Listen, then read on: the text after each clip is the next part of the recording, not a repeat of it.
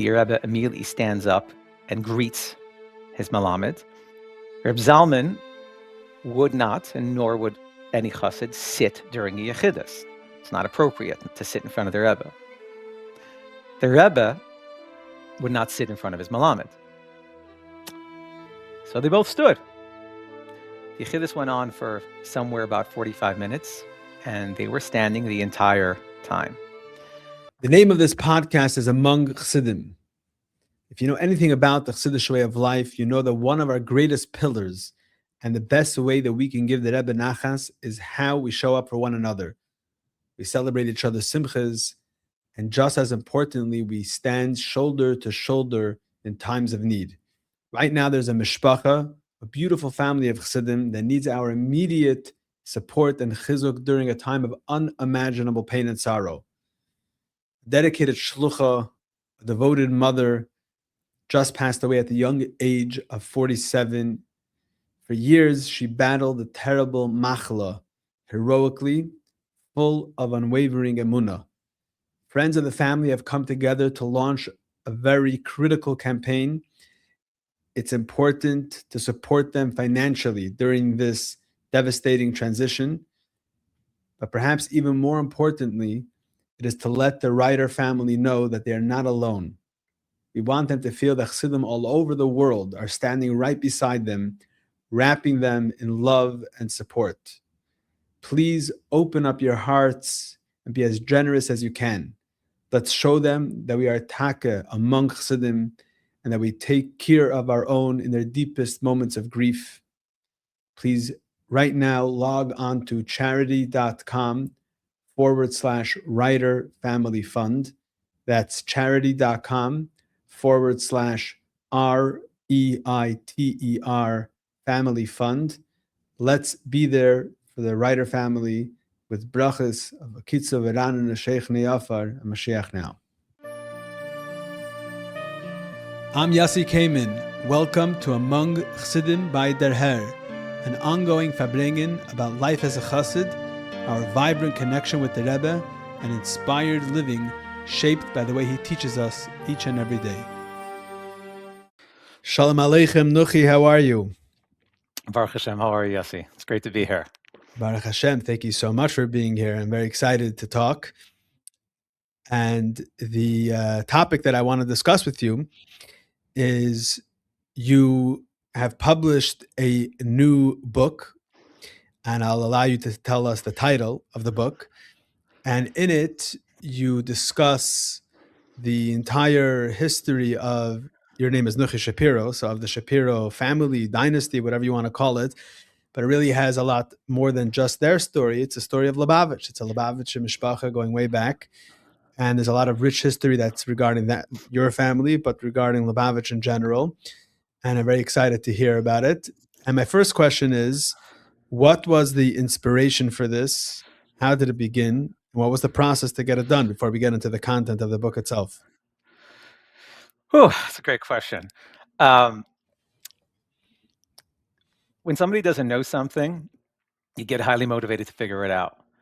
So actually, my lack of knowledge is what really propelled me to go seek it out, learn it, and ultimately publish it. So just to take you back a tiny bit, Bechlal, this is a little bit of a separate component, but Bechlal, I've always had an incredibly deep appreciation for Jewish history, Lubavitch history. I remember when I was really young, when Shmuel Kunda put out When Zadie Was Young, it was wonderful. It was actually the first time that there was a relatable piece of history because it wasn't something from thousands or hundreds of years ago, and it mamish felt relatable. And I remember really, really enjoying that because I felt it was the first time that it was tangible. I'm sure all of your viewers and listeners know that we've heard hundreds of stories about the Kretschmer and the Putitz and the Balagola, and there's always a bandit and a dungeon. And it was a combination of lack of relatability, but also frightfulness. Like, oh my God, somebody again is about to get murdered. Someone's about to become homeless. I always had a lot of almost like stress because you don't really know what's going on. We're in this horrible, horrible prison, Eastern European world, which ironically is 100% true. And we go into it in the book that none of that was imagination. The point is that when I finally remember we're talking years ago. We're talking about, I don't know, the early 90s. So when Shmuel Kunda came out when Zaidi was young, it mamish felt, and I remember that being the first, like, okay, what did this do for me? It enabled me to have a sense of where we're from. Now, obviously, that was at a very young age. Fast forward, years later, I think it was my first or second day in base Medrash in Morristown, and you learned to Morristown as well, right? Yes.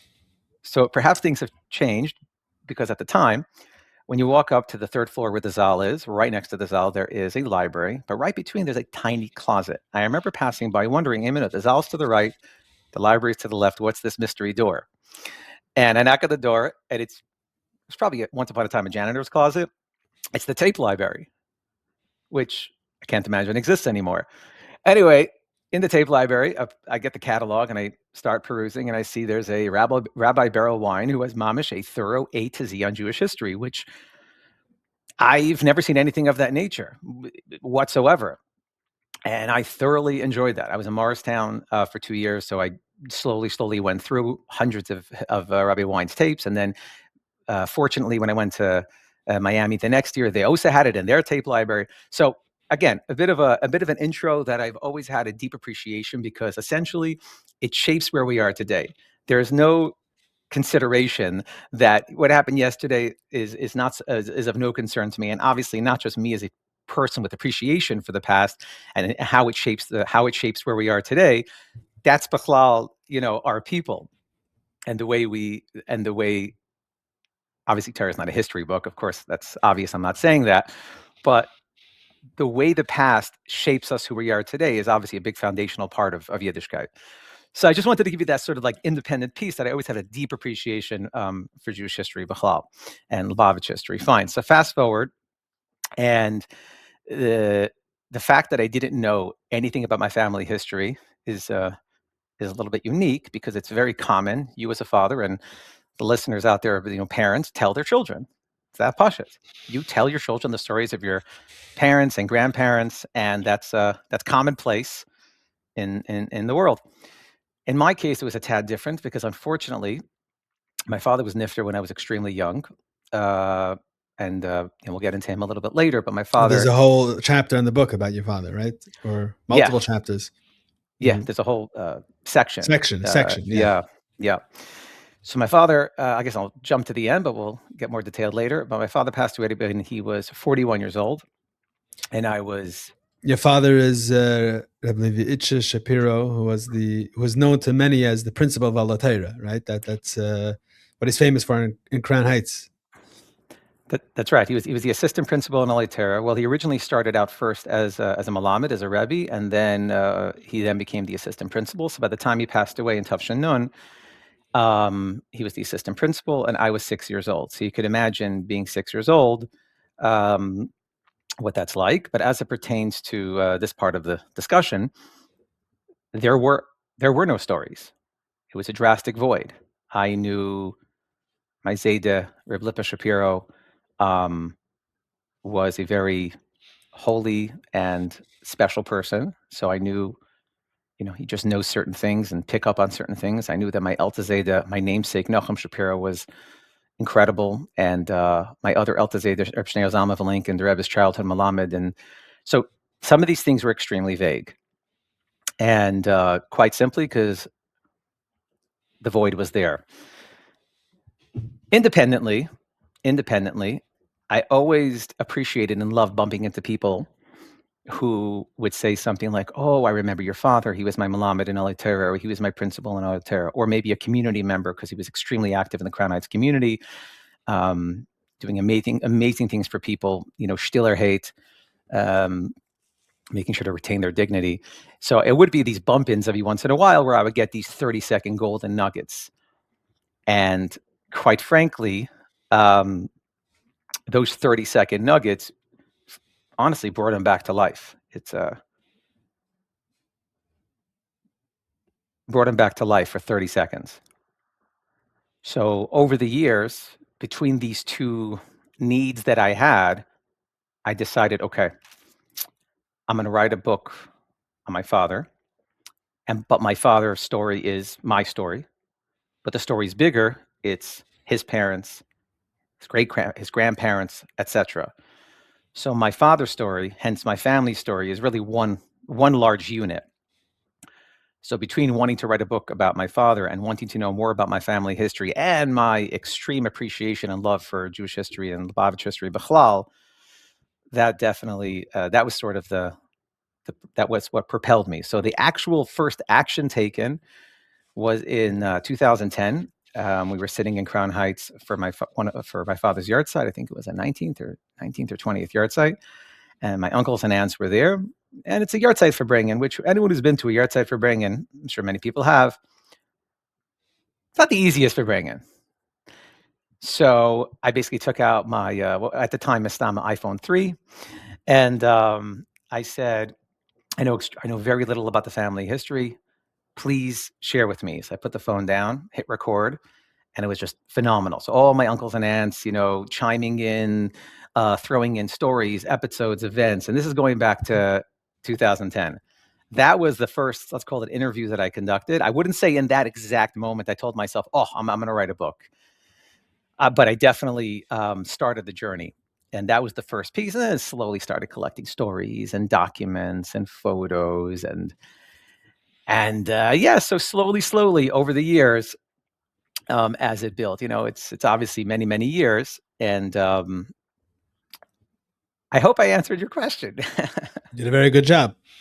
So the final product, you want to tell us the title of the book? Sure. The title of the book is the entire book, meaning the title of the book is mamish the summary of what everything is inside. It's called Legacy of Resilience, the remarkable journey of the Schapiro family. And if you read the book for 5 minutes, you'll hop why it's called Legacy of Resilience, because that is exactly what it is. The unbelievable capacity to maintain their Yiddishkeit and their Chassidishkeit, and even Bagashmi is staying alive, is really what it is. And the cover itself exemplifies that as well. I have a copy right here, so I know most people are listening.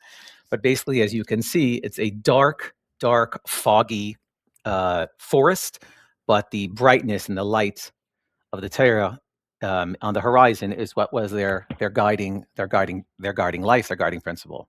Okay, so I want to get to the content of the book, and but before that, from my perusing through the book and from our conversations, you really come out with that it's not only the legacy and the story of the Schapiro family, but what you have here is the story of Lubavitcher Chassidim and the story of the Jews in Eastern Europe and the way a Chassid behaves and the way a Chassid lives the day to day.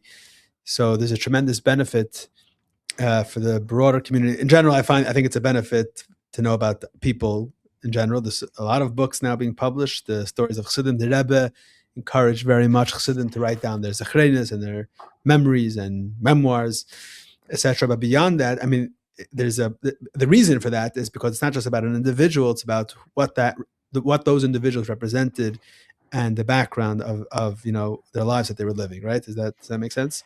Yeah. Just to add to that point in my preface, where I talk about why I wrote the book, but I also bring a phenomenal letter from the Frierdiker Rebbe while the Frierdiker Rebbe was in Atvatsk in I believe it was 34. Specifically, this is already back still when the Frierdiker Rebbe was still in Poland, specifying, and I have excerpts of that letter, how imperative it is to retell the stories of great Chassidim, let alone we're not talking about, years later in the safety of America. We're still talking about in the 1930s, as you could imagine. Right. And yeah, absolutely. The book, the protagonist may be the Schapiro family. So it's about these individuals, but it's absolutely not solely about them. It is the story of Lubavitch of the last 100 years. It's basically the story of Lubavitch going from the mid 1800s pretty much to the present, or roughly to the year 2000. And while there are many, let's call it major characters, like I said, there's Reb Zalman Vilenkin, Rebbe's melamed, Nuchie Schapiro, and my father, and many, many, many, many other Chassidim. Because, and I'm kind of only materializing this later, because I have an incredible appreciation for Jewish history, it was imperative that the reader see the broader picture every step along the way. So if I'm going to talk about a town, a city, an event, a place, it's not just about this person and this is the train he took. I mean, it's that too, But what is going on for Yidden in the country at that time? I'll give you a tiny example that really is imperative to see how much broader this Lubavitch story than just and I'm not minimizing it. I'm very proud of it being a Shapiro family story, but it's not exclusively. Lamashal, I could imagine most of the viewers are familiar with the popular episode of The Great Escape, where many Lubavitcher Chassidim had the miraculous escape from Russia right after the war. I mean, I'll leave every detail. You could check it out in the book. But right after the war, there was a miraculous escape, and that ultimately ended up in a displaced persons camp, overwhelmingly in a camp called Pucking, which is in Germany, right over the border outside of Austria. Well, Pucking is the place. Pucking is the name of the city. Yeah, Pucking yeah. is the name of the city. It's about Be'erach, I think it's not terribly far from Munich. I mean, not walking distance, but that'd be the nearest major city would be Munich, but it's short. It's just over the Austrian border into Germany. When I write about that chapter, obviously, so the whole book is designed very comfortably. So you read the chapter, and then when the chapter is done, there's a tremendous amount of photos and documents that correspond to everything you just read. There's over 550 photos and documents in the book. I know a lot of people today, they're more into audiobook or like, I went to LA Tate, I'm not a big reader. I've heard it all. I've heard it all. But this is extremely user-friendly in that regard, because my main mission was that it should feel like an immersive experience. So the Mashal, that chapter on Pucking, you get an incredible feeling for everything, what it was like to, there's copies of like the cards you get. Like when you come in, you're a nobody. You don't even have documentation. You don't exist. So your registration card. What about your ksuba? You have to shred your ksuba to hide your Russian identity. Chas v'shalom, someone finds out you're Russian, you are in severe trouble. So they quickly had to run to the Rav, and you see the day of arrival was actually the next day, because I guess maybe they came in at 4 o'clock in the morning. And then they run straight to the Rav and get a ksuba de erkasa, and which are a replacement ksuba. And then it goes on and on into the people that visited and all the other events. There are Shag's visit, the setup of Timchet Mimim, the Svarim that they used, the setup of the Chadarim, the infrastructure, Kavyachal, like a koilel. They were training people to be shachtim. The point is that it's way beyond just the family. It is absolutely the history of Lubavitch, and you see what Lubavitcher Chassidim went through in that time. There's actually a fascinating letter from the head of Vadat Sala, who sent it to the United States, and it specifically talks about some of the ins and outs. I almost want to. It's so juicy that I couldn't edit it down. Obviously, there's a lot of things that didn't make the book, but that letter is so geschmack that I ended up putting in the whole letter. It's actually a 4.5-page letter. It's one of the biggest documents in the entire book, which, Baruch Hashem, my intuition was correct. A lot of people gave me feedback like, wow. And it's a lot of the interactions between the people within the camp in real time, because the motive at the time was that he send a letter to the rabbis of the United States explaining what's going on, and we need your help. That was the premise for the Vadat Sala letter. I think it was dear leaders dear Jewish leaders of the United States of America. So I only use that chapter as an example, and then of course you have visits from Rabbi Laser Silver, and you see Rabbi Binyamin Gordetsky there as well. And then there's a nearby visit from Eisenhower. So the point is that you definitely get to see the bigger picture. And that I just use that as a mashal because the chapter I'm Pucking is incredibly visually immersive. I was going to say that when I was looking at the book, I was really blown away, specifically about that chapter with all the photographs and documents you had on Pucking. I mean, were any of them, are they newly released? Because for me, I haven't seen, I would say, many of them.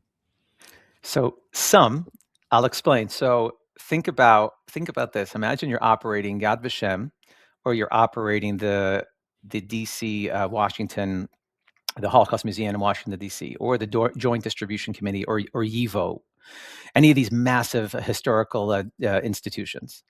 And comes COVID, because I started this prior to COVID. Again, this was a passion project, chiseling away for many years. But during COVID, naturally, massive segments of these organizations had to shut down. So the museums weren't open. They really took advantage of the time because they have everybody on payroll. They're like, okay, let's archive stuff. So they definitely, I was there at a fortunate time where they definitely started to archive a tremendous amount of things that were inaccessible prior to that. Additionally, so that's definitely true. Why you'll see some stuff that and it's credited. You look in the back. I have 550 documents. Every single document is source. You'll know exactly where I got every single one. Obviously, I wanted to give Karasatayv to the origin, but also for yourself on a research perspective, like where did this come from? And some of it was from those are some of the major institutions. I mean, there's more major institutions, and they're all thanked in the acknowledgement section. But some of them came from extremely obscure places. I mean, I even met third and fourth cousin Vilenkins from Yekaterinoslav who still live there in Dnieper, and they provided photos for me that were unbelievable gold. So yeah, it's basically almost two books. There's the written component, and then there's the visuals. Amazing. Okay, so I think we got through our conversation. We got a little bit of the background of what it takes, the labor of love that went into it. So maybe you can start storytelling and tell us a little bit. Maybe we'll go chronologically, how it all began, and we'll go through the generations. So the format, because the central figures are my grandparents. My grandfather, his name was Reb Shapiro, and my Bubby, her name was Chana Vilenkin. Obviously became Shapiro. So they are the central figures.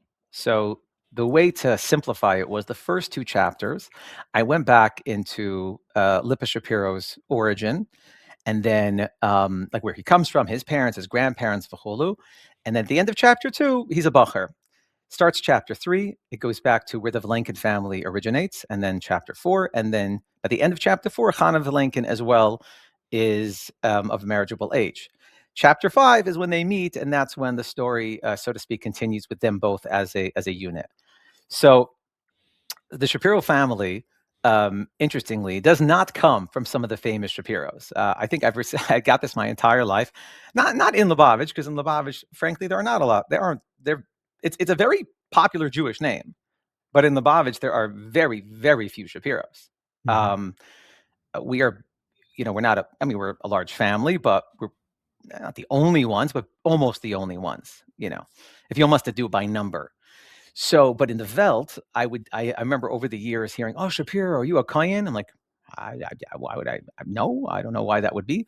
Galia Mukais, and you have other, Remeir Shapiro. So we know that the Shapiro is a place, Spire, right? Correct, but that is correct, and I note that in the book. So we have I could not find any evidence that we come from Spires, which is the Yiddish was Spires. So it was a city in Germany that Nebuch was most of the people were killed, and the few survivors took the name Spires, and a twist on it was like Shapiro's, like you are from the survivors of that city. Sekenzine, I don't know. In an interview, by the way, I have to pause for an incredible thank you to Mrs. Strauss. I don't know her first name. Some people call her Bubby Strauss, but I'm sure Bubby's not her real name.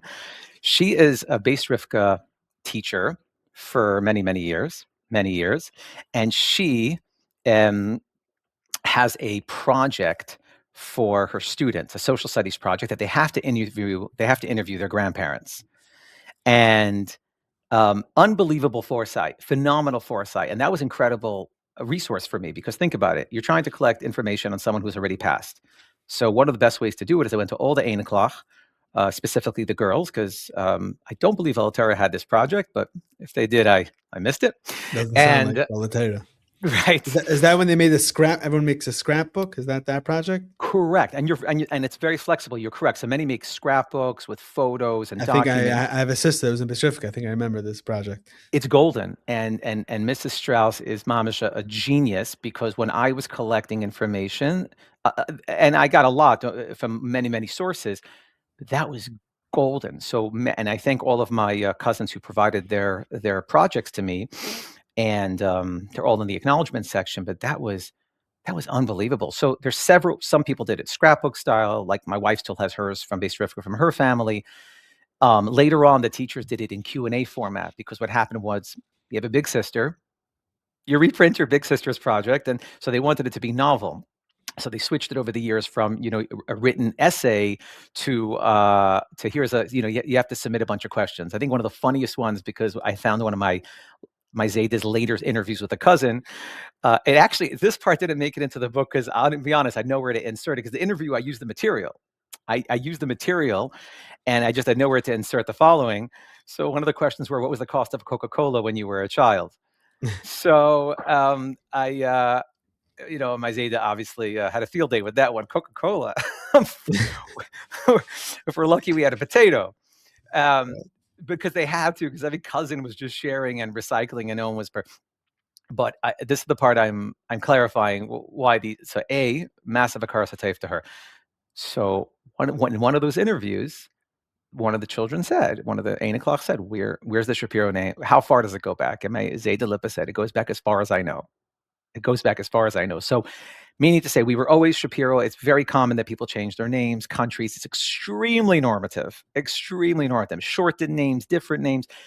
In our case, to our knowledge, it's always been Shapiro, but not related to some of the famous Shapiros. So by Zayda Lipa was born in a town called Karlevich. Karlevich or Kralevitz, but Karlevich was like the Yiddish way to pronounce it, which is kind of fun, by the way, because going through all of Russia, it's very beautiful to see, and it's also very insightful how Yidden always had their own nicknames to their towns. So I I laughed at this later to myself when people say Kronheitz, and I thought, you know what? Glad that's the way it was. Right. It was always like that. It's not only that, Jews had their own geography in general. Right. If you're from Lita, what's Lita? By the time that they were saying that, there might have been Poland, there might have been this, might have been that, but Jews had their own geography also. Right. We lived in our own universe, safety-wise. Marshall Lemberg. It wasn't Lemberg anymore, but Lemberg because it was originally German-sounding, which is obviously close to Yiddish. So the Yidden always called it Lemberg, even after it switched to Lvov, which is the border city between the Soviet Union and Poland, which we'll get to later. So Zayda Lipa was born in Karlevich. His father, Nachum, who's my namesake as well, was also born there. His father was Yehuda Leib, came originally from Minsk. He was not a Lubavitcher. His mechutin, Heisha Dubrovsky, brought him close to Lubavitch. Now, when I say Heisha Dubrovsky, I know the average listener thinks, oh, yeah, the writer, he was Nifter maybe 10, 15 years ago. Not him, his namesake. So as you can imagine, if you just follow the year line, the Heishka Dubrovsky that you're thinking of, we're not referring to him. His namesake was a mechutin to Yehuda Leib Shapiro. And they moved to Karlevich. And he, I guess you could say, sort of became close to Lubavitch. His kids, he had 9 children. One of them was my namesake, Nachum Shapiro. It's a little bit unclear if the boys, or 5 boys, if they all went to Timchat Mimim. That part's a tad unclear, but it is very clear that essentially all his 9 kids were Lubavitch, one of which was my great-grandfather, and then Nachum, Your great-grandfather went to Timchat Mimim? It's a little bit unclear. You don't know. It's right. Okay. It's a little bit unclear. I mean, it's extremely clear from I have a pan. Let's put it this way. So I'll tell you what I do have. I have a pan that he sent to Frierdiker Rebbe in 1934. And it's in the book. It's beautifully translated perfectly into English. There's also a lot of footnotes because some of it had to be coded. You couldn't just freely write a letter. I'm not trying to sound like, oh, you have no idea what it was like, but it's true. The Frierdiker Rebbe was out of Russia at that point. Correct. So when you're writing your pan to Poland, it's still going through the postal service. So this pan that went to the Frierdiker Rebbe, it had to be coded. So I have on this topic, I have 2. I have some panim from Rebbe Shapiro, who was in Leningrad in the early 30s, and his panim were deeply coded. And thanks to the help of my uncles, helped me decode. The little ones were easy. Lamashal, they referred to the Frierdiker Rebbe as their father. They would never say Rebbe because it's too dangerous. So they would refer to him as father.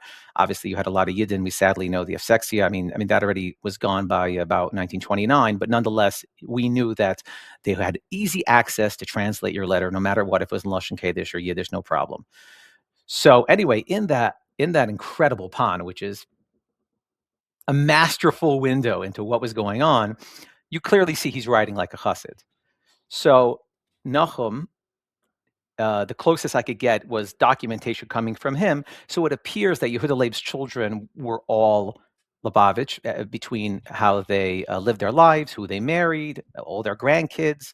So it's just a little bit hard to tell because I wasn't there. So I'm just going to feed off the documentation. So Nahum's letter included a lot of beautiful things. One thing was very notable. So it almost may contradict everything that we think about the times. Not all, but some. So one of the things he mentions, he would love a bracha for his son, Lipa, who's of marriageable age, to find the shidduch. There's just one little problem. Can't find a frum girl. There's just no frum people around.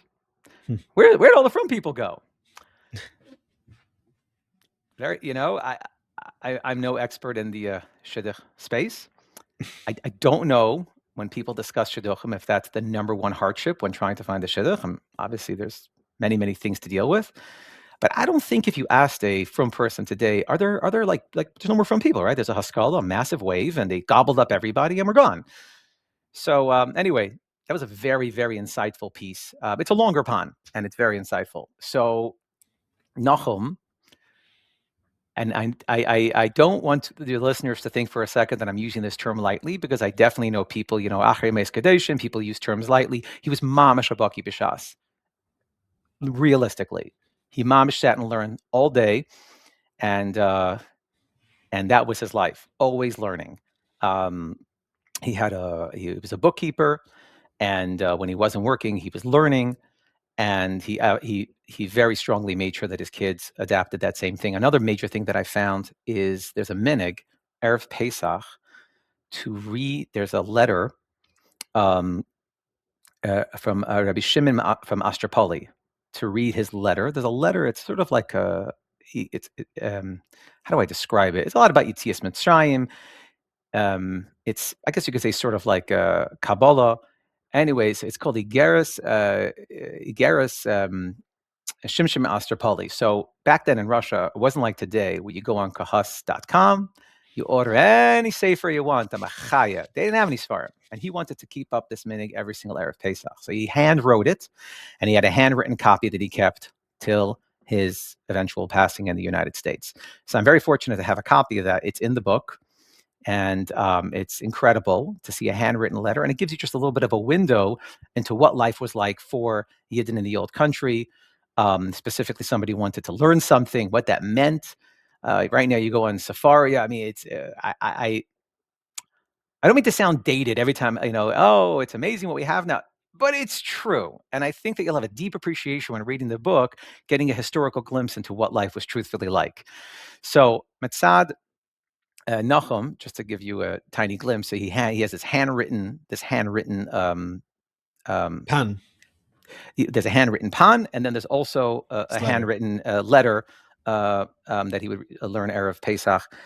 So I don't know if he went to Simchat Mimim. It's a little bit unclear. His younger brother absolutely did, because I actually have a Simchat Mimim picture. I'm sure some of your viewers have seen. They used to take pictures of Simchat Mimim. Not in Lubavitch. You're talking about somewhere else. That's a good question. It could have been because his brother Avram Yeshaya. Let me think a second. Was it actually in Lubavitch? That's a good question. I don't remember offhand. Right, because Simchat Mimim opened in the late 1800s. Did he? Yeah, no, it is. When did Simchat Mimim leave Lubavitch? I think it's Ein Zayin, I think. Yeah, then it's possible. Yeah, then it's. Above, I forgot. Yeah, no, that it's possible. Then it was actually in Lubavitch. Yeah, because he eventually died in the siege of Leningrad in 1941. But so Bekitzer, back to the family as a whole. I go through a lot about all the siblings. There were 9 siblings. Nahum was one of them, my great grandfather, and some survived. Some did not survive. And then from there we go into his children. One of them is which my grandfather, Reb Lipa, and he's one of 5 children. And some survived and some unfortunately did not survive.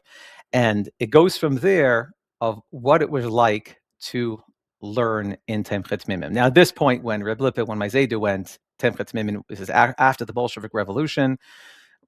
things have drastically changed. I mean, even by the time my Zayda went to Kremenchuk had already moved.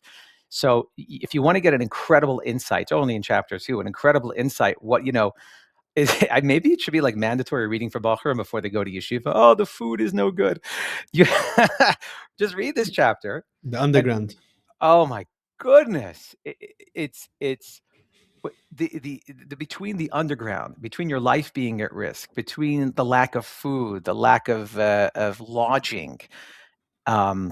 In the meantime, Isaiah took it as the best experience of his life. In one of he bounced around to several yeshivas, not because he got kicked out, because sadly they were always shut down, and they always did their best to. The communists kicked them out. Correct. The communists would shut it down, and then they would move on to another location where it was, I guess you could say, ahead of the communist. So he ended up going to Be'erach 4 yeshivas over the course of roughly 4 and change years. And there's a great piece, and this I heard from an interview from him.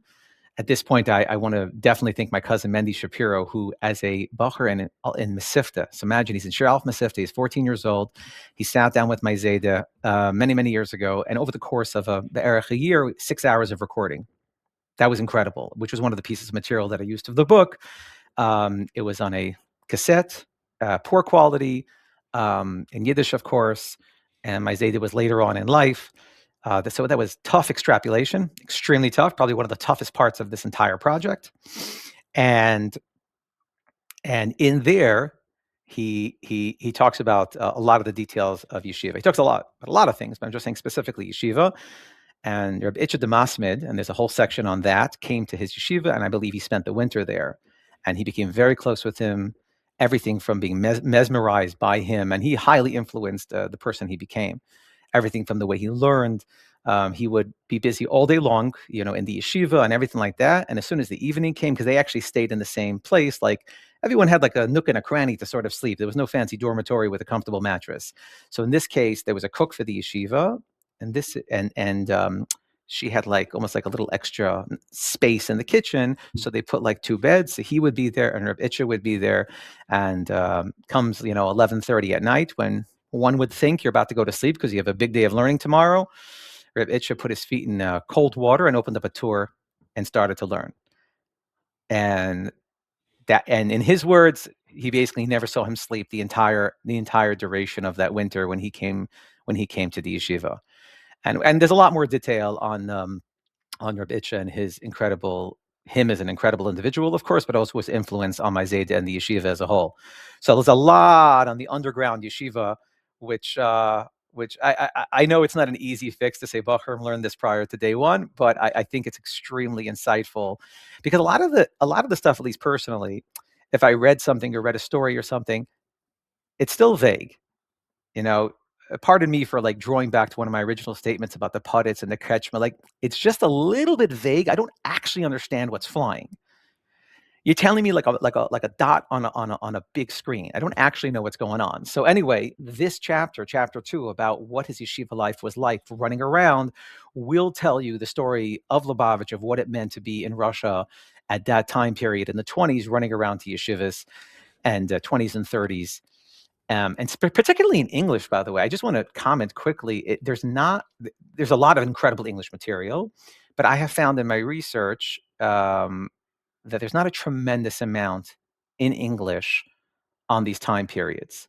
So Stam, just noting that if someone is interested in something English in that time period, I think this would suit them.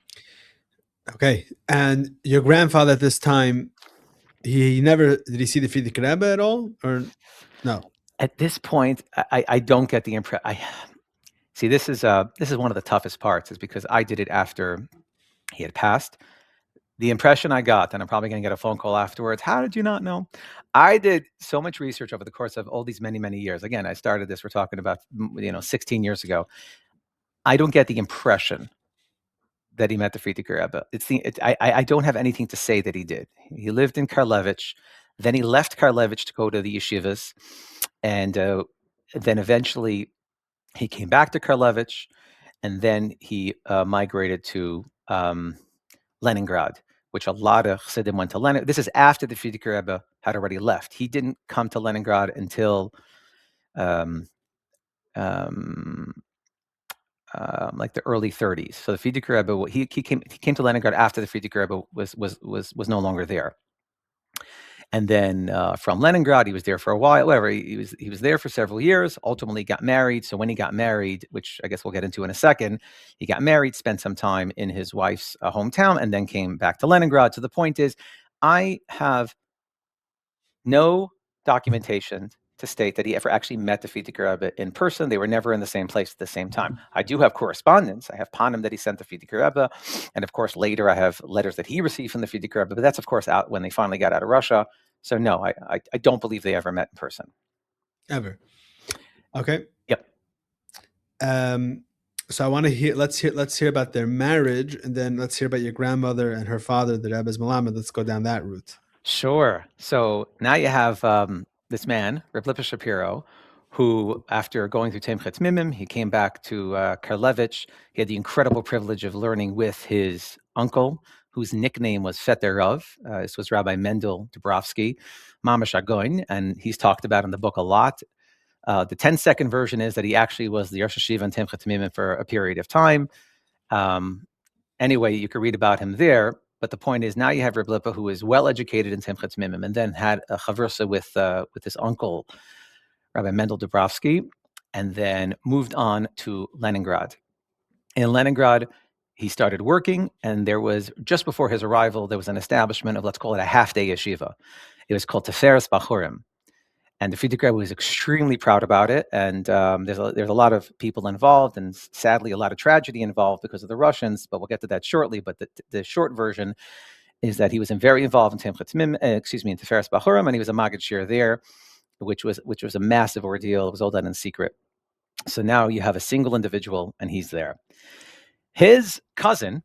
He has a cousin by the name of Meir Dubrovsky, right? I mentioned a moment ago his uncle is Mendel Dubrovsky, so his son marries a girl by the name of Dina Vilenkin, the daughter of Reb Schneur Zalman Vilenkin. So his cousin made the shidduch. He's like, my wife is a sister, and you're my cousin. I think that would be great. And sure enough, he was right. So Reb Shapiro gets married in a backyard on a Friday afternoon in Yekaterinoslav to Chana Vilenkin, the daughter of Reb Schneur Zalman Vilenkin, who was the Rebbe's childhood melamed. Now, who is he?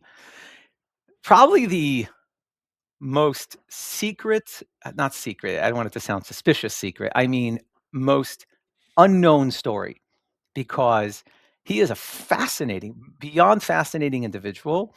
Nothing's ever been published on him, and I guess it's my duty as his great-grandson to do so, right? Who else is going to do it? There have been many articles, don't get me wrong, there have been articles, there have been beautiful churas. A tremendous amount of help came from my cousin, who's his namesake, Reb Schneur Zalman Vilenkin, who for his wedding did an incredible chura in Lashon Kodesh with a lot of interviews, and thankfully to him, this was in the late 90s, so a lot of people are still alive, and he was an incredible help. But the point is that there's never been written any book on him. He comes from a town, Padre Branca. So half the audience is, oh, Padre Branca. Of course I know Padre Branca. Padre Branca is like a household name. Padre Branca is a city in Belarus. It bordered. Is it a border Bel? I mean, it's in the book, but I memorize every dia. It is right, either it bordered Belarus or it's in Belarus. It was a very, very holy town. Actually, the Marash said a mimer there because there was a chasana that he came for. But the point is, it was an extremely holy town, and he was born in 1878, about a month after Reb Leivik. After or before? Pardon me. But within a month. They were both born within a month. His father. Correct. Oh, yes. Reb Leivik, thank you. Reb Leivik, the Rebbe's father. And they were born about a month apart from each other. And they were very privileged to learn together as children. They were childhood chavrusis. I mean, obviously things were very different back then. Your cheder was basically your local shul, and they would learn. They also were highly influenced by Reb Zalman Chaikin as well, who taught them as well. So anyway, this is the world where Reb Schneur Zalman Vilenkin was born. To my knowledge, he was always Lubavitch. It appears they go back as far as the Alter Rebbe.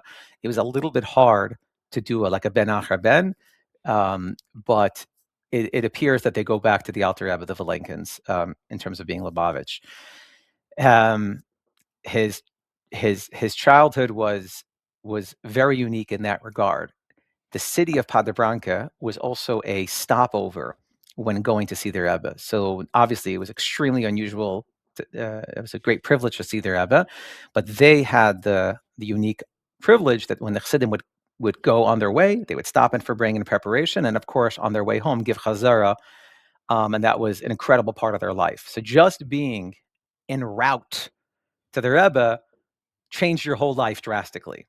It's a very interesting perspective, right? Like your entire childhood could be predicated on the geography of your city's location. And that's going to shape your entire future. Who'd think about that? Makes sense. Sure. But I guess today when you're thinking of what's a nice community to live, let's say someone, whatever, the Anash communities, I don't know, there's 50 sprinkled Anash communities in the United States. Where am I going to live? So I'm sure people are thinking about the schools and the Chassidischkeit of the neighborhoods and all these kinds of other things. It's just a very unique perspective. It's like, okay, I'm going to pick the one that's en route to Lubavitch, because I'm going to get the passerbyers. I'm going to get the visitors. Anyway,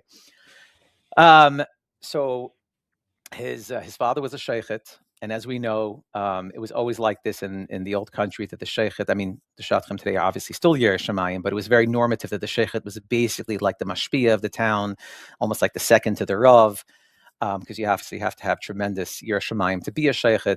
So his father was a sheikhet, and he went to Cheder, was very close with Rebbe Rebbe's father, and that was his upbringing. There's a tremendous amount more detail in the book about his childhood, and eventually his visit to the Rebbe Rashab, getting drafted, which was mamash a miracle. He was one of 9 children. And obviously Timchat Mimim didn't really exist at the time. He's, like I said, he was born in 1878.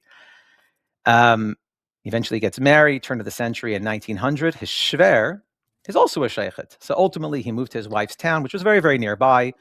And his shver ultimately trained him to be a sheikhet. And that is how, and that is sort of how his marriage life began. Reb Leivik, as we know, became the Rav of Yekaterinoslav, which is modern day Dnieper. Dnipro, I think it's called. Oh, because it was Dnieper Petrovsk, and then in I think it's called Dnipro now. Dnipro changed it again. Okay. That's the famous joke that the Rebbe was born in a place called Yekaterinoslav, but it was very hard to pronounce, so they changed it to Dnieper Petrovsk. Well, the Rebbe was born in Nikolaev. I'm sorry, the Rebbe grew up, but now I think it's called Dnipro. Okay. So it's interesting because in the book I had to make that decision. I had an incredible editor. She wrote the book on Rabbi J.J. Hecht, just a phenomenal editor. That was one of the hardships. I'm like, okay, so how do I consistently work with cities? Like, do I continuously change? So the kids are in the book. I just call it Yekaterinoslav because we're reading about that time period. And even when it changes a little later, maybe I'll put a parentheses or something. So I try to make it very comfortable for the reader. So Rebbe Leivik, the Rebbe's father, becomes the Rav in 1909 in Yekaterinoslav. There's a tremendous amount written about him. But let's go into his personal life for a quick moment. Okay, he has 3 children, the Rebbe of which is the oldest, and of course needing somebody to teach them. Unlike today, people, not to be insensitive, but there's, tuition is not the easiest thing in the world. I'm not minimizing it, but there's a little bit of a harder option. No yeshivas. That's a little bit of a harder option. So the notion of even being able to have a yeshiva available that didn't exist. So he reaches out to his chaver and at the time, Yekaterinoslav Taka had a lot of shadchan. There was a time period, this is before things got really, really bad and secularized. There was still a great need for kosher food. It was a big city, Yekaterinoslav. Huge, and was very, very Jewishly populated. But just to give you, perspective on the, well, I'll get to it in a second. But at the moment, so he reached out to his chaver and said, I'm I'm here in Yekaterinoslav. I need a sheikhet. And he obviously knew that he was a Yir Shemayim. He knew him from childhood. He knew him very, very well. Please come. Now, unlike today, he didn't send a WhatsApp message, and he was on a flight 24 hours later. It appears it took at least 9 to 11 months to actually make that trip between, closing down his affairs and we're not Mamish Pradabranka. He was not terribly far away, and then make his way. By the time he arrives in Yekaterinoslav, sadly, the wave of secularism keeps getting stronger, and there's no more need for another sheikhet. So Reb Leivik says, "How's this? Please teach my children, and when a shkita position opens, you'll get it." Admittingly so, he was a little bit uncomfortable with that proposition. Not that he was a Balgaiva, and I say this wholeheartedly about his character. You'll read about his character in the book. It was more just unusual. I mean, here you have this incredibly learner Talmud Chacham. Incredibly, would be appropriate to call him a goin. He didn't understand why he would Kavyachal teach Kita Aleph, but he obviously trusted Reb Leivik. He of course happily admitted later on that was the silliest thought that he ever had in his life. So in his little apartment, which there's photos of, the exterior, I wish I could get the interior, but there's photos of the exterior. My uncles actually made a pilgrimage there many, many years ago. So I have a wonderful photo of 3 of my uncles standing right outside the apartment. And that is where the cheder was. So it was, I'll go slow so people can get a perspective. Also, it was a mandatory schooling by the government. You had to sort of have excuses. Are you sick, etc. I'll leave that aside for a second, how they got out of that. So you have the Rebbe, and then you had 11 other children. Now, overall, he taught for be'erach nearly 10 years, like 9 years and a bit. So let's just round it. Be'erach 10 years he taught. Let's focus for a second at the beginning. So the Rebbe was the oldest. The other 2, the Rebbe's brothers, were much too young. By Rabbi Tzadchana obviously knew that them sitting in a cheder, even though being much too young, would be a much better influence than them sort of staying at home and doing nothing, or so they would go as well. So the 3 of them would be there, but the younger 2, at the beginning at least, would just play on the floor and just be there to be in the environment. And then there were others. There was Reb Nachum Goldschmidt, and I mentioned some of them in the book. And additionally, Rabbi Elkanah Shmutkin and Rabbi Abelender wrote a phenomenal book called Early Years, and they go into a lot of detail as well about some of the Rebbe's classmates and those details. Again, my perspective was specifically about my Eltazeder Reb Zalman Vilenkin. So the Rebbe joined this brand new cheder when he was 7 years old. So we know when the Rebbe was born in 1902. So the Rebbe is 7 years old, and Reb Zalman immediately realized that the Rebbe is the Rebbe, to put it mildly. They were one time learning, and some of these stories, it's not like Derech Eretz, he wouldn't always disclose. Sort of felt like it's more honorable to respect the Rebbe's privacy. But over the years, he would disclose certain things about his experiences, and thankfully, with enough collection from so many people over the years, able to get some clarity on what that cheder was like. So basically, the Rebbe. One thing that he mentioned, so the Rebbe would learn with Reb Zalman one-on-one. It was very clear that the Rebbe was obviously ahead of the class, and he talked about how the Rebbe's mind was incredibly unusual.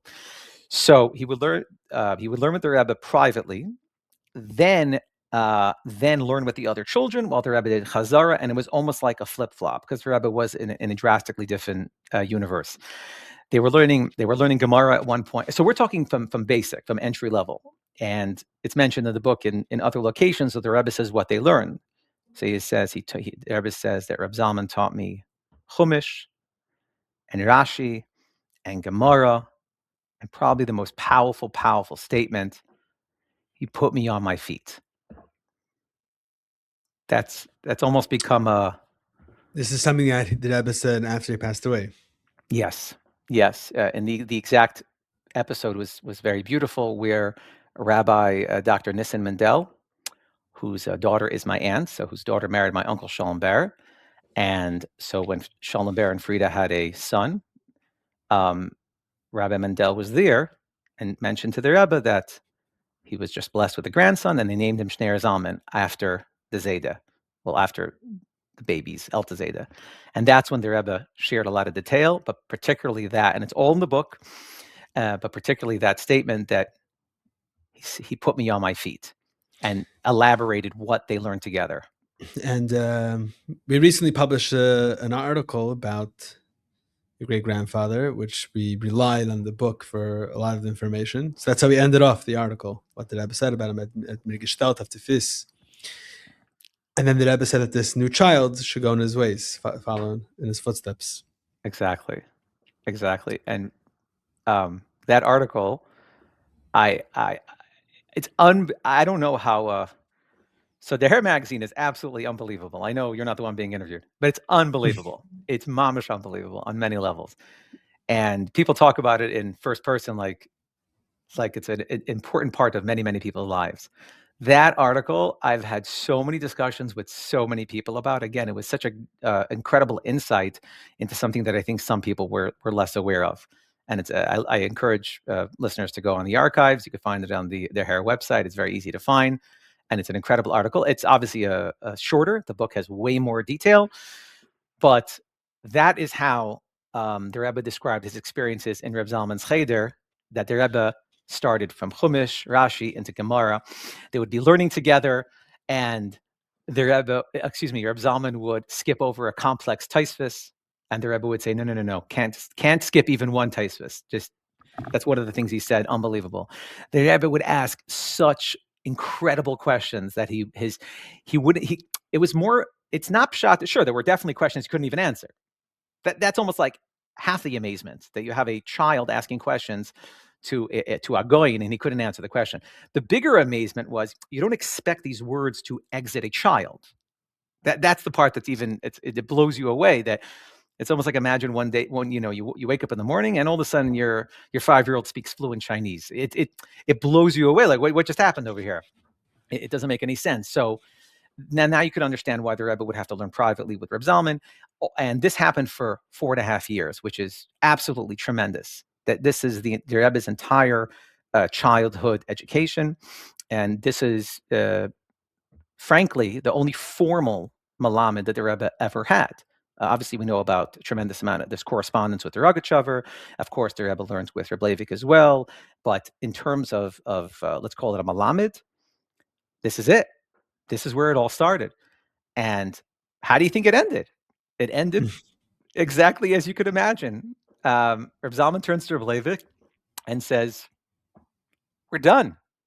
Shas, Yerushalmi, Bavli, Paskim. I have nothing else to teach him."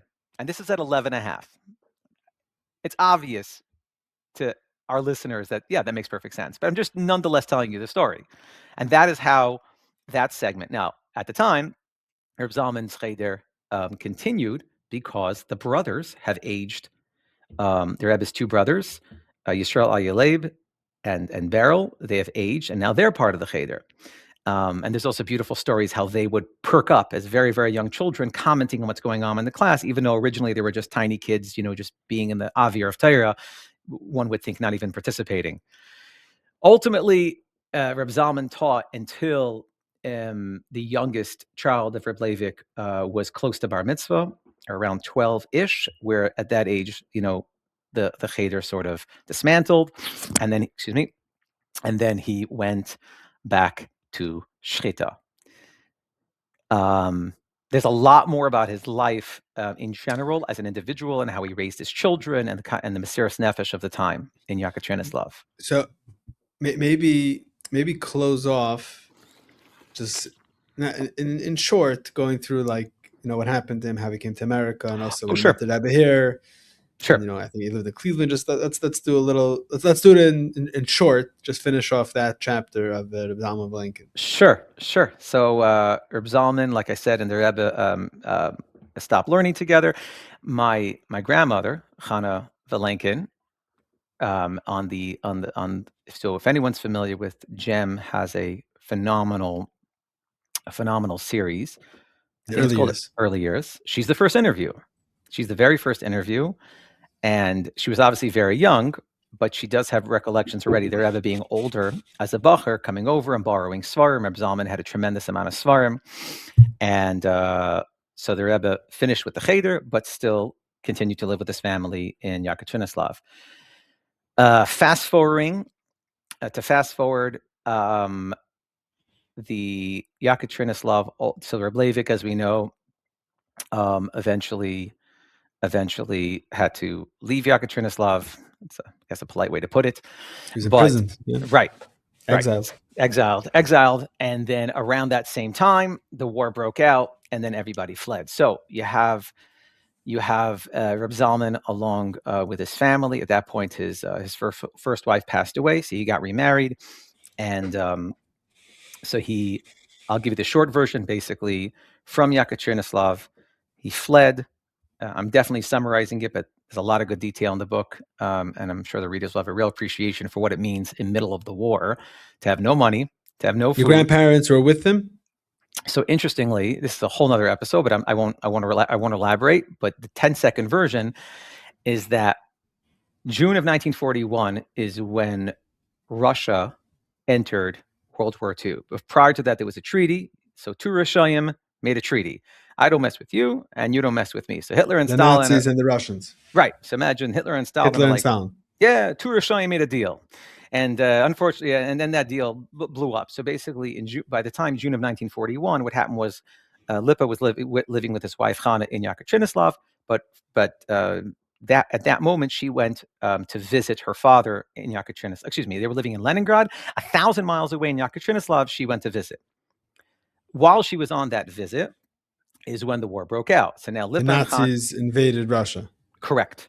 So now you have Lipa and Chana are 1,000 miles apart, no communication. The war breaks out, and it's really just so otherworldly. Ultimately, they had any kids yet? They did have, at that point, they had one kid who Nebuch did not survive, They actually had a second kid later, unfortunately, who also didn't survive. So my oldest uncle is actually the third child. Mm-hmm.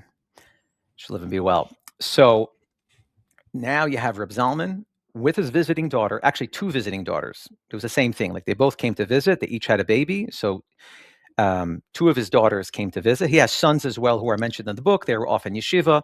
But what's going on in Yekaterinoslav? It's him, his wife, his two daughters, and each one of them have their baby. They came for a visit. The war breaks out, and they need to leave. And immediately they go. Eventually, they end up at a town near the Caspian Sea, which I failed to get the proper pronunciation. It's it's a tough pronunciation. And he was there for a shtickle of time with a lot of other refugees. And I have details in the book about how he was an incredible mashpia to the refugees, ultimately making it to Tashkent, which is in, for those that don't know, which is in Uzbekistan. Afterward, without getting into every detail, there was the famous Great Escape, and from Tashkent made it to Lvov, Lemberg. From Lemberg, eventually made it to the DP camps in Pucking, which... So your grandparents ended up reconnecting and going to Tashkent. Right. So my grandparents were separated for be'erach a year and a half during the war. Yeah, this wasn't an overnight sensation. What I just said in 1 second took a long time. So yeah, during the war, they were separated in 1941 and eventually reunited in 43 and lived for the duration of the war in Tashkent. And as soon as the opportunity became to flee the Soviet Union, they did so with many other Lubavitcher families. And there's incredible detail and photographs as well of people and I'll get to the flee in a second because there's a few secrets that I unraveled that I really appreciate. So Reb Zalman basically escapes Russia, ends up in a displaced persons camp. I talk about a lot of his activity there. From the displaced persons camp, they go to Paris. From Paris, the plan was obviously to get to the United States. The joint was incredible. Mamish, if you read about what the joint did, Mamish Tzadikim, and they enabled the refugees to have stability. They took over a hotel. They get them housing. They tried to, they gave them a stipend. They gave them clothing, trying to find them a job. They're Mamish incredible. And And there's a lot of correspondence between Reb Zalman and the Frierdiker Rebbe, which is all in the book. And there's also correspondence between Reb Zalman and the Rebbe, because he ended up staying there up until 1953, after the Rebbe was Rebbe. And the Rebbe definitely behind the scenes tried to get him visas and all these kinds of things, and was successful. But unfortunately, Reb Zalman's health did not allow him to travel. So he eventually, after his recovery, 1953, Reb Zalman with his wife Zelda, and I think at the time it was only one of his daughters. His other daughter shortly followed afterward. My grandmother and her husband Reb Lipa and children, they followed shortly thereafter. This is the first time now, it's 1953, that the Rebbe and Reb Zalman reunite. The American Joint Distribution Committee, were having him settled in Cleveland. And the way it worked was that it was all privately funded by the Joint. They would mamish collect money from American Jews and I'm sure beyond. And there were quotas for cities, for refugees. You couldn't just, pick your city on a map. But on their way to Cleveland, they came to Crown Heights. And this is the first time that Reb Zalman and the Rebbe are meeting each other in basically decades. Among Chassidim is brought to you by Chassidische Der Herr. We live in a chaotic world, a world where for us Chassidim, as a seinu, lei ra'inu, we do not have the ability to hear and see the Rebbe on a daily basis. Yet we know that the Rebbe is very much with us, and the Chassidus Chabad is alive and thriving more than ever before. One needs to only tap into it. Chassidische Der Herr provides you and your family with the tools necessary to tap into all of this. Whether it's the monthly magazine, the way it all began, whether it's Der Herr books, Der Herr online content, and so much more. Men, women, and children throughout the world benefit and use these tools on a daily basis. Whether it's children enjoying the children's magazine that comes along with the regular Der Herr, or enjoying the children's podcast, whether it's Bachrim in Yeshivas receiving the Der Herr, whether it's girls in high schools enjoying Der Herr Club in their local high school. People all over the world and from all walks of life enjoy and utilize these tools and take advantage of it. If you're not already subscribed to Der Herr monthly magazine, do so today at derher.org. That's derher.org. Der Herr is a dynamic organization which is committed to continue providing these tools, grow on a constant basis, and do all that we can to help this effort. Baruch Hashem, it takes a lot of resources and finances to make this all happen. You can be part of Der Herr through your financial support as well, through visiting our website derher.org, or through contacting us to setting up a meeting. Thank you very much. Enjoy the rest of the podcast. I spoke with Edda Springer, so the Mashpia, Reb Itcha Springer, his wife, her name is Edel. She is my father's first cousin. So Reb Zalman had a daughter, Dina. I was telling you about Dina married Meir Dubrovsky. So this is her daughter, Edda Dubrovsky, who eventually became Edda Springer. So she was there. And unfortunately, she passed away recently. I conducted at least 4 interviews with her over the course of the book. And she was there firsthand to describe the Yechidus. Reb Zalman walks in. She was in the room. She was in the room because she had just come from Paris. They finally had come to the United States. She was in the room with her parents and grandparents. And they come in. The Rebbe immediately stands up and greets his melamed. Reb Zalman is elderly. Like I even said, his health wasn't great, because that's one of the reasons why he couldn't leave Paris sooner, even though he had all the proper documentation. Reb Zalman would not, and nor would any chassid, sit during a yechidus. It's not appropriate to sit in front of the Rebbe. The Rebbe would not sit in front of his melamed. So they both stood. The yechidus went on for somewhere about 45 minutes, and they were standing the entire time. Edda shared with me that the Rebbe was trying to persuade Reb Zalman to sit down because he's elderly. Wanted him to sit, and said, it's in the book, the exact quote, "Mit 40 Jahr zurück haben wir gesessen auf ein Bank." 40 years ago, we sat together on one bench. We sat together learning together. We could sit together now as well.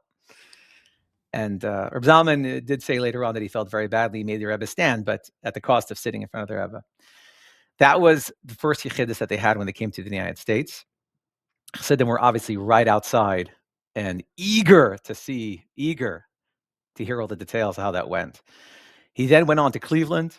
Tremendous correspondence in the book, a lot of letters from the Rebbe about everything going on in Cleveland, everything from his shiurim to his farbrengens, which communities he's living in, because he started off in one community and then the Jewish community moved. So he went to, let's call it, the newer Jewish community.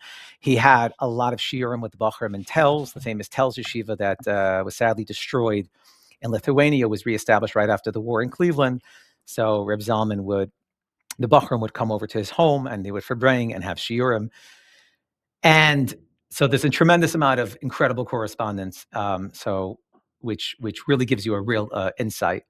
Fast forward a couple of years, Reb Zalman really wants to move to Crown Heights, be closer to the Rebbe, be closer to his children. Obviously, his able to get there as well.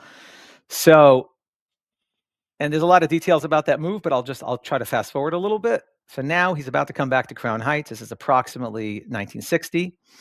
And there's a second Yechidus, right? Because now he's back in Crown Heights.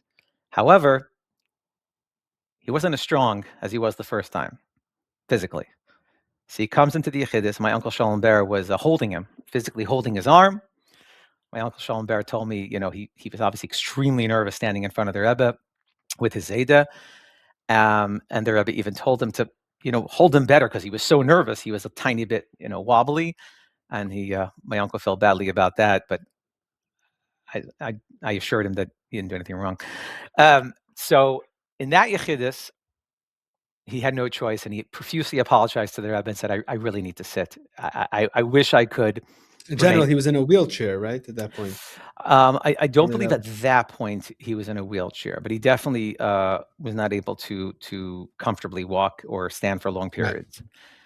So he said, it could be, but I don't believe so. No, because otherwise they probably would have willed him into the Yechidus. Well, he was later, yeah, okay. Yeah. So he apologizes and sits down, and they have their second Yechidus. And now he's living in Crown Heights on Lincoln Place, very close by.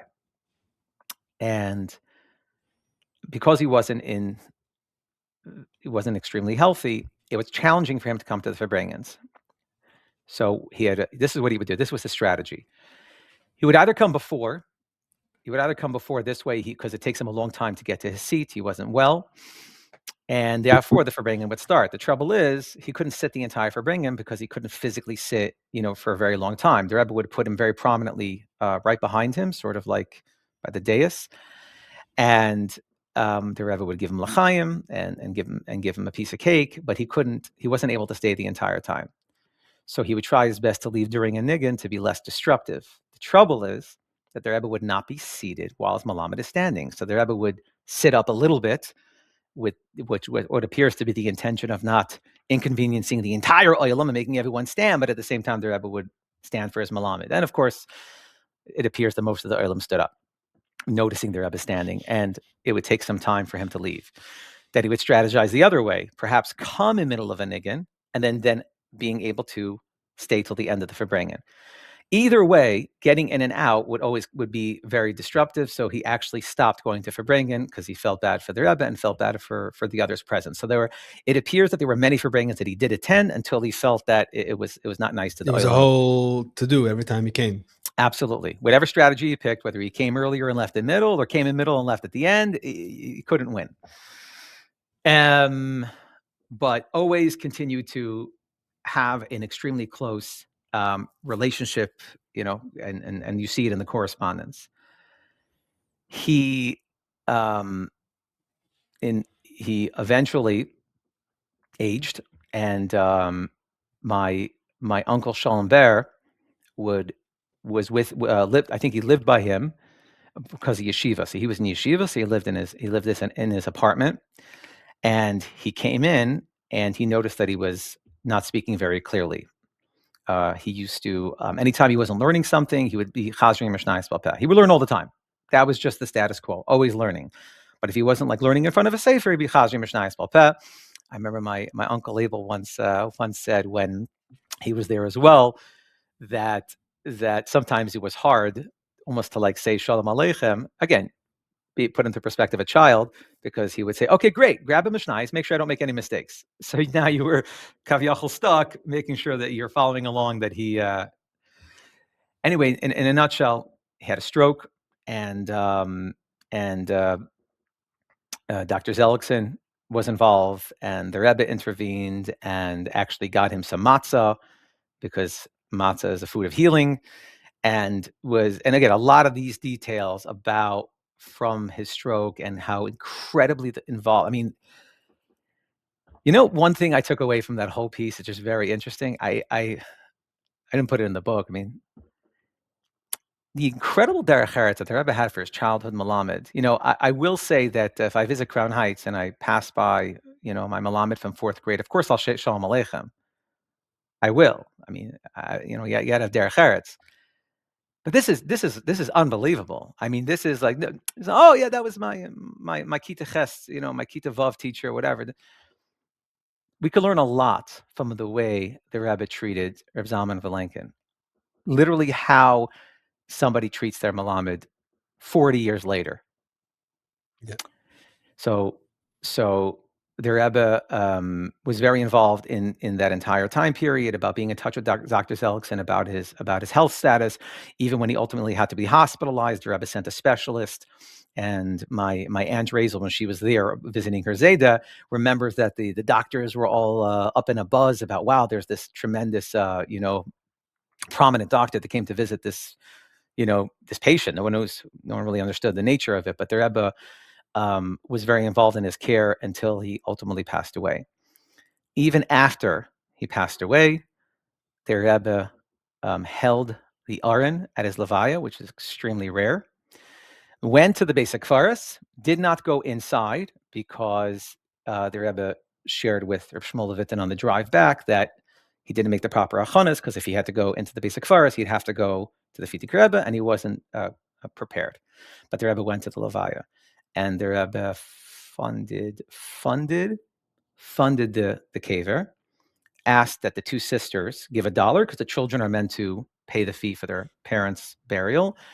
So again, there were 4 children, but 2 of the boys were unfortunately stuck back in Russia, and the 2 girls were in Crown Heights. I'm sorry, in the United States, not in Crown Heights. Well, one was in Crown Heights, one was in Cleveland. Anyway, so the Rebbe paid for the levaya, or paid for the burial. And then later on with the mitzvah, the same thing. The Rebbe wanted to pay 1/3, and the 2 sisters paid the additional 2/3.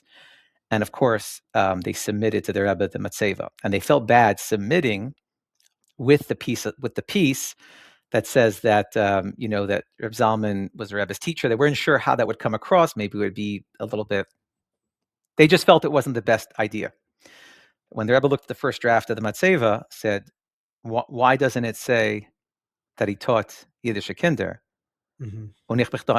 And I'm a witness. I was there. Mm-hmm. So the Rebbe changed it and inserted that, and you could see, and there's a photo. Obviously, it's written about in the book, but more specifically, there's a photo in there of Reb Zalman's kever, and you could see what I'm referring to. What the Rebbe added that he learned with Jewish children, with the Rebbe's name, etc. So that is on the his Rebbe added mitzvah. That part, but the Rebbe added his name, though, or just the Rebbe added the part that not only did he teach, but he had the schus to teach the Rebbe, meaning him. Okay. Yeah, and it's obviously, and it's right there in his mitzvah. I don't live in Crown Heights, so I would, during the process, every time I would go to the oil, I'd try to get another picture, and what if it's middle of the night? I was trying to get a good picture. Ultimately, the best picture was like a shmaka picture in the snow, and that's the one that ended up in the book, with like a snow streaking down. And he's buried right near the oil. 4 kvarim, yeah. If instead of making a left directly into the oil, the first kever, as we know, is the Rashag. 3 or 4 more mitzvahs kvarim over is where Reb Schneur Zalman Vilenkin, the Rebbe's melamed, is buried. And ultimately, he lived a long life. He was born in 1878 and passed away in 1963, 64. It's in the book accurately, 63 or 60. He lived well into his 80s, and he's just an incredible individual. I mean, I barely scraped the surface on who he was, what his life was about, his impact on people, on communities. But I hope that the listeners got an idea in terms of who this great person was, and in the Rebbe's own words, how he influenced the Rebbe, and of course, the tremendous Gestellt auf derech the Rebbe had for him. Yeah. Okay. Thank you so much for sharing. It's really amazing. So you were talking about Cleveland. Obviously, Zalman Vilenkin was there, and your grandparents were there also, your grandfather. So I know there's a lot there. That's another article we wrote in the Her about your grandfather's. It's not only his story, but it's also what he was doing there that has a big lesson. So I want to hear about that. But before that, maybe just you mentioned in passing that you have some new things about the Great Escape. So maybe I want to hear about Cleveland. Maybe just talk about the Great Escape and your contribution to that story. Sure. In the book, and then we'll talk about Cleveland. So I believe I read almost anything I could get my hands on in regard to the Great Escape in English. There's an article in the Her about that as well. Very well done. Extremely well done, and fantastic citations. I mean, anyone watching this knows their hair, so it's kind of silly for me to talk about it. Not necessarily. Mamish? Okay. They know, but I don't know if everyone subscribes. So please encourage everyone. I definitely encourage everyone to subscribe. If you're on the fence about it, just get my cell phone number, and I'll put you up for the first year if you're doubting it, and then from there. Okay. Yeah. So if somebody texts me and says, "I saw you on the podcast, and I saw you yenting about the incredible Der Hair magazine," no problem. I'll back it up. Are you giving out your phone number as well? No, I think you need to have your own gumption to figure it out. In Lubavitcher, I think there's 2 degrees of separation. There's not one person in Lubavitcher I can't get their cell phone number. I could get Levi's phone number tomorrow if I try hard enough, right? And I'm not Levi. I'm just a simple guy. So the point is, I'm obviously trying to put my money where my mouth is, but I think I'm being genuine, and I'll do it for to the degree I'm able. This is by no means a shvua. Let's just put a big bli neder next to it, to the best of my ability. But if you're sincerely on the fence, and you basically say, you know what, I'm going to take this character up on his offer, and I get a WhatsApp message, hey, and then I will execute. Der Hair is an incredible magazine. There's nothing like it. And to the degree, this is a funny small story that I had. So many years ago, when discovering Der Hair and just loving it and appreciating it, I remember thinking, "Oh, how do I get a hold of the old issues?" And I think this is maybe 2020, because I remember it being roughly COVID time. There was an email that went out. You could buy all the old issues. I think like hundreds, whatever it was.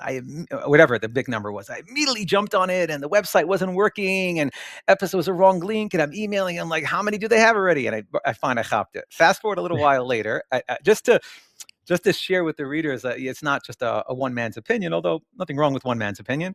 Shortly thereafter, I remember sitting with a chaver of mine.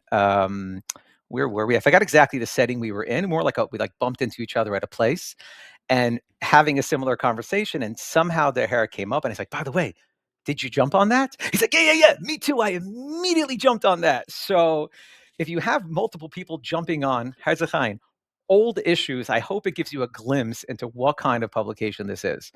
Their hair is incredible. So that article on The Great Escape is incredibly well done. In general, I'm incredibly amazed how you always keep it fresh. I've never opened up an issue. It's always insightful in terms of, wow, yet another area uncovered. So The Great Escape, which is obviously a very prominent episode in Lubavitch history, was very well documented in Der Hair. So I basically read up on everything in English available about The Great Escape, or Bechlal, anything surrounding the last 100 years of Lubavitch history, basically mid 1800s, almost to the present. And we'll get later on into what I mean by the present. I mean really present. So my cousin, so his name is Nuchie Schwartz. So just for some of the readers listeners that could appreciate this. So you have Reb Shapiro, I mentioned. He had a brother named Lubavitcher. He also had a sister named Sarah Relka, who married Shaya Gupin. So there was Lipa, Lubavitcher, and Sarah Relka, they lived in Eretz Yisrael. Those are the parents of the famous mashpia, Reb Zalman Vilenkin. There was 2 more siblings that Nebuch did not. Reb Yaske Gapin, who there's another episode. Oh, fantastic. And I believe which by the time this will be out, will have been released already. And he was a great help as well. There's a letter that he provided, information, but also a letter and a photo that ended up in the book that he was very helpful for. And then there were 2 additional siblings who unfortunately did not make it, and they're written about in the book. So you have Reb Lippa's brother, Lubavitcher, married to Gutta. They have a daughter. They have a daughter, Razel, and she has a son named Nachum. This cousin of mine, he's my second cousin, Nachum, a wonderful individual, had the foresight to interview my Zayda Lipa on video. It's the only video interview that we have. Anyone out there thinking about interviewing their parents? I mean, today the world is a lot different. It's much easier. You just grab. He wasn't, but he was on Gem also. I don't believe. No, my Zayda was on Gem sitting with my Bubba. I do not believe my Zayda was individually interviewed for Gem, to my knowledge. Okay. I'm pretty sure not. He was very helpful, of course, because he had spoken a tremendous amount with his father-in-law, with his Schwer Reb Zalman, so he was also insightful and participated in that interview. But as it pertains to a video interview, just pragmatically, you could read a person's lips. So if someone's later on in age or things of that nature, it was so much easier to transcribe a video interview than an audio interview. It's night and day. So Nachum has this video interview. And this is where the stuff came up. So my Zayd is talking about just 1,000 things, all over the place. I get a lot of information all firsthand. And then finally, something novel comes up. He says, the Bricha, they saved us. I don't even know what that is. I mean, I know he escaped from Russia, and everyone had to get passports and paperwork and sneak. Who exactly is the Bricha? I'm not aware. I never heard of them. I don't even know what it is. And frankly, it kind of put me in this whole new space of Taka. Just because you walked out of the Soviet Union, how do you end up in the American zone in the comfort of the DP camp? Comfort in the sense of like you're not being shot at. Not comfort, that's not the Four Seasons. But think about it practically. You don't have a dollar, you don't have a phone, you don't have a language, there's nothing. I start going down this incredible path of finding out who are the Bricha and how they saved us. The Bricha were Israelis, were a Zionist youth movement, Kavyachan, of just youth, but a Zionist movement of people who were not religious, and they were doing everything they could to move people out. So two major components. One, to get people out of Russia, but right when they came out of Russia, to get them to safety. There were some Bricha members which snuck into Russia. There's 10 of them that we know that were executed because they mamish went into Russia, took Jews out, and they were executed. But most of their activity, because that was, you could imagine, that's daunting to sneak into Soviet Russia. But they, as soon as the people escaped Russia, where were they? Imagine you pull up in the train station in Krakow, because Krakow is the first city into Poland. There is not a black cab waiting for you with a sign that says "Welcome, Cayman family." Like it's not like that, So basically, now. So you're saying that the Lubavitcher Chassidim were organizing the escape, but what happens post the escape? That's where the Bricha stepped in. Correct. Tremendously. And I will give a bit of a bigger background. Upon the research, there is an Ancestral, like a Bricha Legacy Association. Yad Vashem does have a tremendous amount on them, but in a nutshell, it's really deemed the most undocumented, tremendous part of Holocaust related.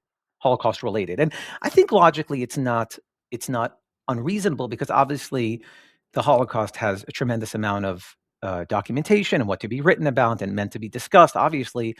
So I think that some of the post-Holocaust activities, I guess, were a bit outshined. Doesn't mean that they were any less. The Bricha, I want to make sure I get the right number because it is absolutely tremendous. The Bricha clandestinely moved,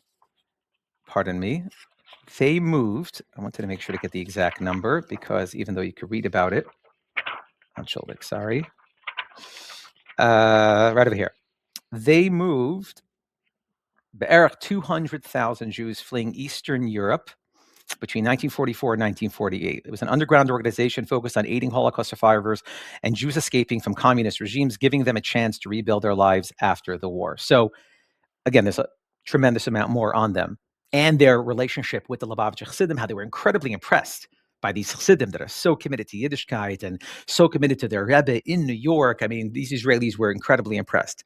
And there's, so not only who the Bricha were, who were Meiser Nefesh to help their brethren, they ultimately held them by the hand. Additionally, the Vadat Sala was incredible as well, and I talk about that because my bubby in those interviews I told you about during the social studies project for Beis Rivka talked about the Vadat Sala as well. So their contributions are in terms of the arriving in Krakow. The Bricha essentially was like this: how are we going to get these newly arrived Jews in Krakow all the way? So you're in Krakow? I thought they were in Lvov. No, Lvov is still in the Soviet Union. That's the last city. You get on a train. Oh, from to Krakow. Okay. Now you're in Krakow. So they were also involved in the escape. Obviously, we have a tremendous amount of Lubavitch history about Lubavitchers being involved in that piece of but they were also falsifying. But more bigger picture is now you crossed over into the border. You safely made it. Whew, you made it. Now you're in Krakow. Now you're in Poland. You're several countries away from the safety of the American war zone. You're in Poland. They don't want you. You're in trouble there. Plus, even some KGB people were still hanging out in Krakow looking for escapees. Then you have Czechoslovakia. Then you have Austria. And you finally have Germany. They essentially took them by the hand, sometimes in cars, sometimes in trains, and sometimes by foot, all the way to safety. They did it for Lubavitcher Chassidim, and they did it for hundreds of thousands of Jews. Mamish, it's the greatest facilitation transfer in modern history that we know of. And I have been very blessed with obtaining incredible photos about they're even gathering still in Russia or still in Krakow saying, this is what we're going to do. We're going to go on this arduous journey by foot for months. Mamish Yitzias Mitzrayim to find, and I was able to even meet family members with some of the photos, and they're all very, very well named about going to the forest. Some of these photos they Pashut needed for fundraising purposes. If there's a photo, Lamashal, of them escorting, and you see they all look like Zionist youth. They have like the Boy Scout look with like the shirt and the shorts, and it's all there. And then you see like these Fruma families, like, maybe they have like one little suitcase and a casquette. And, they had, thankfully, there were a few photos here and there because this enabled them to obviously, fund some of this. But they took the photos for fundraising purposes. Yeah, and there's not a tremendous amount because, you're middle of a forest. But they, eventually, if you're trying to fund hundreds of thousands of people moving, you got to be able to convey that message to somebody somehow. Now, at this point, the war is over. People understood, but that's why the Holocaust Museum even has such photos. It's a tremendous letter, which is one of my favorite parts of this chapter on the Great Escape. It's signed by Rabbi Nissan Mendel. It's, on behalf of the Frierdiker Rebbe. So Lvov is here, okay? Pucking DP camp is here. It's Be'erich 600 miles. 600 miles sounds like Garnish if you have a flight, but if you're walking it, oh boy, it's quite the distance if you're walking. At the halfway point in a city, Opel, I'm not pronouncing it right, Opel, Poland. Basically, if Frierdiker Rebbe was inquiring about a kitchen, because on that way, the joint had a kitchen there and wanted to see to it that there was kosher food for them while they're escaping, because there were little stops along the way where people could get some food, some medical attention, and this is all noted in the book, and it's photos and documents. But to me, the Bricha just absolutely took that whole episode of the Great Escape and took it to a new madrega. I reached out to the Bricha Institute and in Yerushalayim, not in Yerushalayim, somewhere in Ancestral. And that, to me, anyone that reads that chapter in The Great Escape will definitely have tremendous insight on who these people were, what they had to do to hold their brethren by the hand. Now, a lot of them were motivated to ultimately get them to Eretz Yisrael, to help establish a country by Pashut having more people, but they weren't that biased, meaning we're here to save you. You want to go to Eretz Yisrael? I'm going to help you out. We'll get you there. We're going to get you to British Mandate Palestine if you'd like. By no means did they say, I'm only helping you out tonight. You come to, no, it was nothing like that. And these were mamish tzaddikim that help refugees escape. I even have a photo of them sitting around typewriters, creating falsified documentation, because every single country you need it. So now how are you going to get now from Austria to Germany? How are you going to get from Czechoslovakia? Every little step along the way. Yeah. Okay, perfect. It's amazing. What did you discover about the life of Chassidim in Pucking? Life of Chassidim in Pucking. So here's something that's actually very insightful to both my grandfather and great-grandfather. My great-grandfather, like I said, was a sheikhet. My Zayda actually lived, but was also a sheikhet. So imagine the following. You're coming out of the woods, and you finally come to the safety of a DP camp. Yeah, you're sleeping on a cot. No problem. You have zero privacy. But you're not dead. So that's wonderful. And you're not being chased any longer. Reb Zalman was not very pleased that a lot of the Chassidim were easy to trust the shchita. They set up shchita facilities. The Vad Hatzalah, along with the joint, set up shchita facilities, but it all comes down to the sheikhet. And he wasn't terribly. And now I don't fault the Chassidim. They're starving. They probably hadn't a piece of chicken in years. I mean, I don't fault them. I'm just telling you, Ma'aseh Shahaya, how it was. So first they tried to compel Reb Zalman and say, "Come on, it's fine. Look at their appearance." And he's like, "Well, it doesn't matter about their religious attire. That's not how we judge shchita." Anyway, Reb Lipa, my Zayda, stood up. It was right before Rosh Hashanah, and everyone was obviously dependent on the meat, and basically said, "We're going to have a milchiks Rosh Hashanah until this is worked out." And so it was. So they ate milchiks for Rosh Hashanah, and quickly afterward, they resolved it. It's unclear if they, who they appointed, but Rabbi Shol Neverler, in his exact words, said that the only shchita that he recommends every single Lubavitcher to only eat is from Reb Zalman. And Reb Zalman at the time was one of the Rosh Yeshivas in the Yeshiva in Pucking. I actually have, this is not from the Lubavitch source, which is amazing, meaning to say, one would assume, oh, you probably got this from the Rebbe's library. There's tremendous amount of things I have from various other sources. This, I believe, it's again, my sources are in the credit section.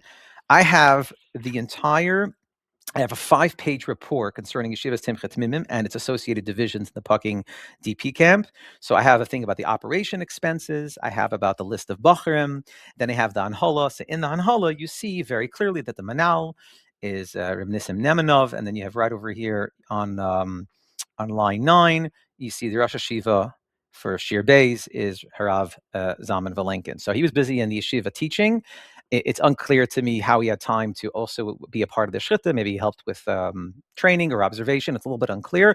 But also they set up an entire thing for Rabbanim and Shatchim. So maybe that quickly resolved itself once they trained a tremendous amount of chassidim to be. And there's photos and documentation about what that was all about, because their goal was obviously to give them stability and enable them to have jobs. They didn't just sit around the DP camp, playing checkers. Like, everyone kept busy and worried about their future. So in the DP camp, Lubavitchers basically, for the first time, were free. They finally were able to celebrate in true freedom. They set up yeshivas, they set up chadarim, and girls' schools as well. And you see visuals and documentation for every single one of this. And it's a breath of fresh air. It really, really, after you read the first section of the book and realizing about the incredible oppression being under, and finally being able to enter this free world where you could practice. One of my favorite photos, there's a photo of Rebbe Chana, which I'll allow the readers to enjoy, and I discuss Rebbe Chana about her experiences in the DP camp, how she got out and reunited with the Rebbe. From the perspective of the Lubavitchers in the DP camp. Obviously, it's written about tremendously, but there's an incredible photo on Simchas Torah with Reb David Bravman. So this photo, why is it a photo in Simchas Torah? Again, the joint had to take photos to fundraise hundreds and hundreds of millions of dollars to help out our brethren in the DP camp. So there's a great photo of Reb David on Simchas Torah, Nachabes L'chaim, and you see he has like his talus, his talus is half on. It's funny. Cracks me up. Nothing changes. Right. This photo's from 1947. He could have been walking. When I saw that picture, that was like my thought. That's a Simchas Torah pose. Right. So he has his daughter. Is he holding a bottle of mashka? He has his daughter. It's his daughter. It looks like a bottle of mashka because he's clenching his fist as I. Yeah, So yeah. if you look very closely, it's just his fist, and his daughter's in his other hand. He's holding her. His talus is like halfway off. And it's an incredible photo. Finally, someone could celebrate, and they're not in some basement, Sheba basement, still at hate doing a kafes. It's unbelievable. It's one of the most powerful photos in the entire book. So pucking was their first avenue to freedom, and this really enabled them to get back on their feet. They received clothing and food and the Bachram. Think about the Bachram for a second. Most of them, through the hardship of war, didn't even learn in a yeshiva or learn properly prior to the war in Russia, who had the opportunity. So they had to reestablish a yeshiva that didn't Hashem, the older Bachram that didn't have a chance. Because if you're younger, it makes sense. You're in Shral. If you're brand new, we don't expect you to know much, so to speak. But not everyone had the privilege like my Zayda, even though his hardship of running around to the underground yeshivas was arduous, but at least he had the privilege of learning. A lot of people didn't even have that opportunity. And at this point, they're semi, they're quite elderly. So they were very strategic in making sure that everyone was able to learn at their level, while also making sure no one's fashemt. Because you may have someone who, I'm already 18, I feel silly learning with the 14-year-olds. So they would make a shear for them, for other 18-year-olds who, due to hardship of war and communism, were not up to par. And the generation that we grew up in, some of our mashpim in yeshiva learned in techetim and parking. So it's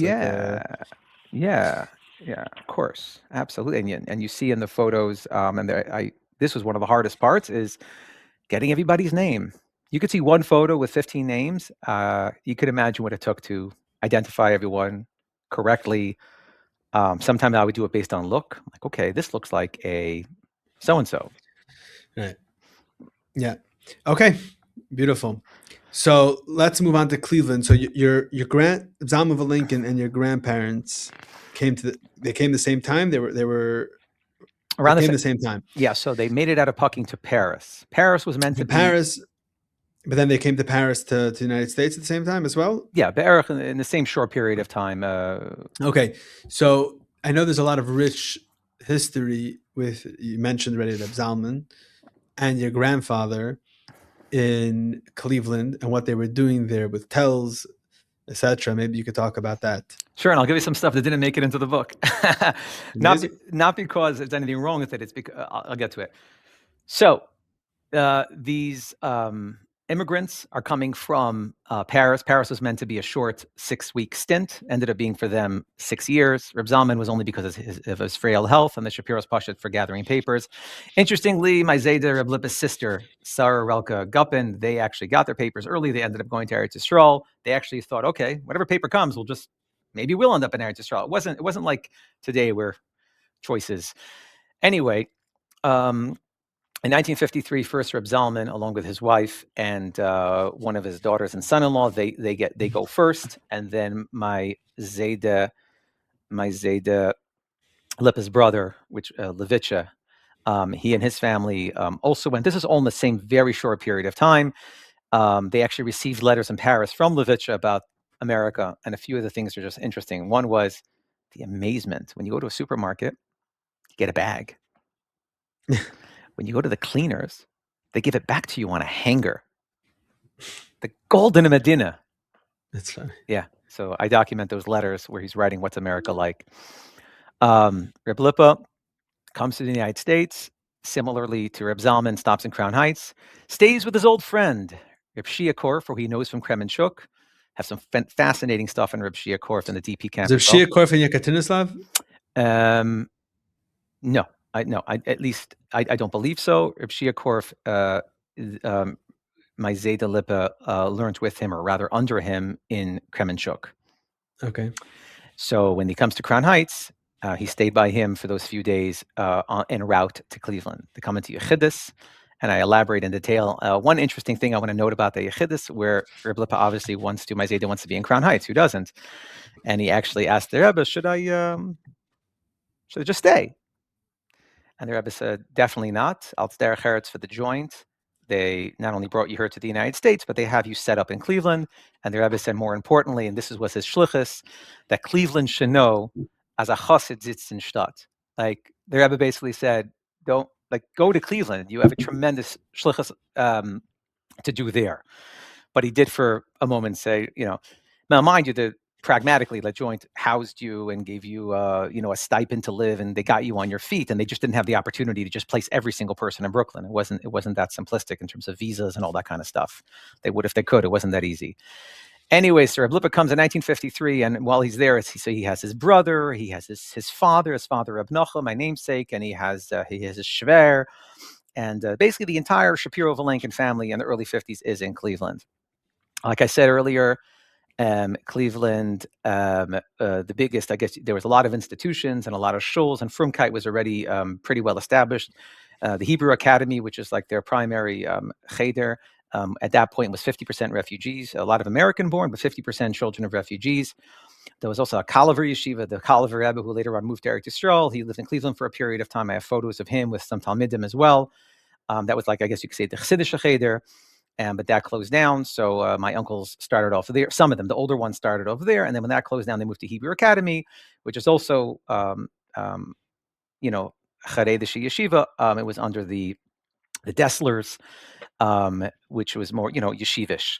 These are the children of the famous Rav Dessler. They're the ones that established the Hebrew Academy. Sometimes people say Hebrew Academy that you think sort of like a Chabad house school. Hebrew Academy here meant it was like their version of Olaitera. It was maybe it started out as a day school, but it quickly shifted to more Chassidish yeshiva.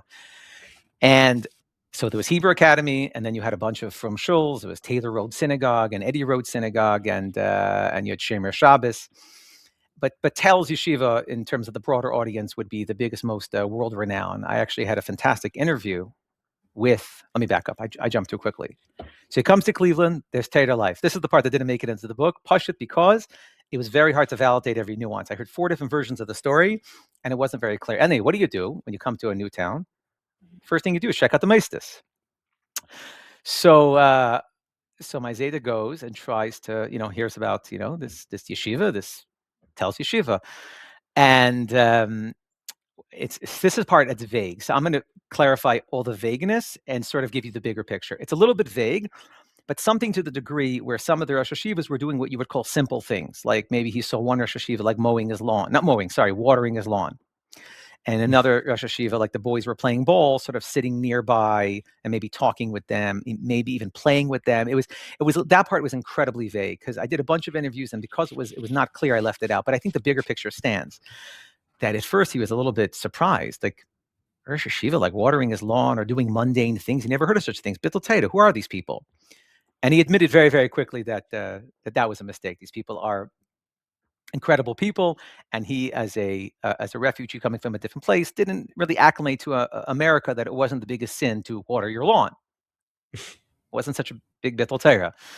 Anyway, Tel's Yeshiva was nearby where they lived, so Reb Zalman would give shiurim. They know who he was? It appears. I don't have, I spoke to Rabbi Gifter. Mordechai Gifter was one of the Rosh Hashivas. It sounds like him and Rabbi Sorotzkin were like the 2 Rosh Hashivas in Tel's. And I had spoken to Rabbi Gifter's son, Binyamin, told me something very interesting. This part, only that part I mentioned is not in the book, but this part is where Rabbi Gifter realized very quickly who Reb Lipa is. Actually, in that interview I was telling you about, the video interview, he said in English, because the whole interview was in Yiddish, but my Zayda paused and said, "Oh, Reb Gifter, my best friend." He switched into English for that one. Maybe because Reb Gifter was an American. He was American, yeah. Yeah, very American, even though he spoke an incredible Yiddish. But he said, my best friend. And with a big smile. If anybody wants that interview, I'll happily share it. So Binyamin told me that his father realized immediately what kind of going Reb Lipa is. This is someone who's incredible. So he set Binyamin up to learn with him, teach him Chumash and Chazara from Cheder. And he said it was twofold. One, to not pass up on an opportunity to grab him, while he's still available. Eventually, you'd get more busy, get more established with a job, but also to give parnasa to a new refugee, because it took a minute to get on your feet, and because eventually he was a sheikh, but I don't think these were overnight sensations. I have incredible pictures of Rabbi Sorotzkin, the other Rosh Hashiva of Tel's, at my uncle Gavriel Shapiro's bar mitzvah. Rav Gifter Punk was out of town for that bar mitzvah, so he's not. You don't see him in those photos. You see his wife at my father's bar mitzvah. The point is that my Zayda was very close with Rav Gifter and Rabbi Sorotskin and those at Telz. And I have great pictures of the Telz Bachrim at a Purim Farbrengen with my Zayda. Absolutely phenomenal. So he would give Shiurim and Gemara to them, and in Chassidus, a lot more detail as to the nature of like what happened in these Gemara Shrim. You could only imagine. What do you mean? They have their own derech, and you know, very insightful stuff about. So you could just imagine a Lubavitcher Talmid Chacham teaching Bachrim, who obviously are well learned, what life was like in that. So, but he had active Shiurim the entire time he was there, and very involved with Telz Yeshiva. They had an incredible mutual respect. And honestly, a shtickle utopian. I'm not gonna, you know. Saying something that hasn't been recreated, I think there was a Yeah. shtickle pause. Let's put it mildly. There was a pause, and thankfully, it's, I believe now, or the last several years, recreated to have an incredible mutual respect and really benefiting from each other. And he loved the Bachrim. You also write about Gifter and the Rebbe, right? Yes. There's actually a chapter called Reb Lipa and Reb Gifter. A lot of correspondence, and my Zayda was the facilitator. There is a letter, which I didn't put in because it was extremely unrelated, but it's interesting. You can find it quickly in Igris on the website. There is a letter where Gifter asked the Rebbe a few questions. So there definitely was direct correspondence, but in terms of other correspondence, I highly encourage you to read that tremendous chapter called Reb Gifter and Reb Lipa about my Zayda being the facilitator between the two. Absolutely fascinating. I think it will give tremendous insight of what they were able to accomplish then, and thankfully what I believe we're accomplishing today as well. A lot of incredible relationships that are happening these days. It's, like I said, there was a bit of a downtime historically between then and now, but I think we're back and stronger than ever. So in Cleveland, in addition to the Telz Yeshiva and the shuls, my Zayda was involved in everything. Basically, in modern terminology, it would be shlichus. So you name it, the mikveh, kashrus, everything from Farbrengens, and he would do an annual Yutas Kislev Farbrengen and make sure all the rabbanim were there. Again, the list is quite substantial, but you'll see it in the book of every facet of Jewish life that he was involved with. There was a lot of correspondence, about the Rebbe, a tremendous amount of correspondence from the Rebbe about different activities and different individuals to make sure to take care of, everything from shalom bayis to helping me makar of this individual or that individual.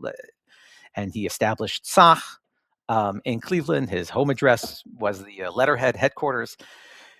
So while in Cleveland, he was incredibly busy. Mind you, he was a sheikh professionally full time. That's how he paid his bills. But he was involved in every facet of Jewish life while in Cleveland. And the chapter, I think, if I had to almost like give you a bigger picture. Oh, there's one more person before I give you a bigger picture, was Rabbi Yisrael Peiras, who was there for 50 years. A tremendous individual, has many svarim and on Shas. And the Rebbe in Yechidus told my Zayda, by the way, mentioned to Rabbi Peiras that I have all of his svarim, and I really enjoy them. I think even something like, when is he coming out with the next one? And Rabbi Peiras and my Zayda, he was the head of the Merkas Rabbanim. So Cleveland, just like any other major from city, had Rabbanim, and he was the head of Merkas Rabbanim for 40, 50 years. He would speak every year at the Yutas Kislev Farbrengen, and he would ask all his shilas and why the Alter Rebbe did this and that, and my Zayda would ask the Rebbe in Yechidus Taka if he didn't have the answer to the question, and then he would deliver it back to Rabbi Peiras, and it's all in the book. And so this is just an example of the kind of relationships and the kind of honestly incredibleness that was going on in Cleveland at the time between Lubavitch and the broader Jewish community. Okay, it's beautiful, and it really gives you a window into. I mean, the Rebbe was encouraging your grandfather to do all of these activities. Absolutely. And it gives you a window of, like, he wanted to be in Crown Heights. They said, no, go there. And you said, I guess this is before shlichus is institutionalized, but the Rebbe, a Lubavitcher, younger man, Lamden, etc., Rav, I guess, being there, how much influence you can have on the community. It's amazing. Okay, so I want to ask you, I think we'll end off with this, is I want to hear about the work that you've done on your father. But before that, is there any other areas of the book you want to just highlight before I get to that?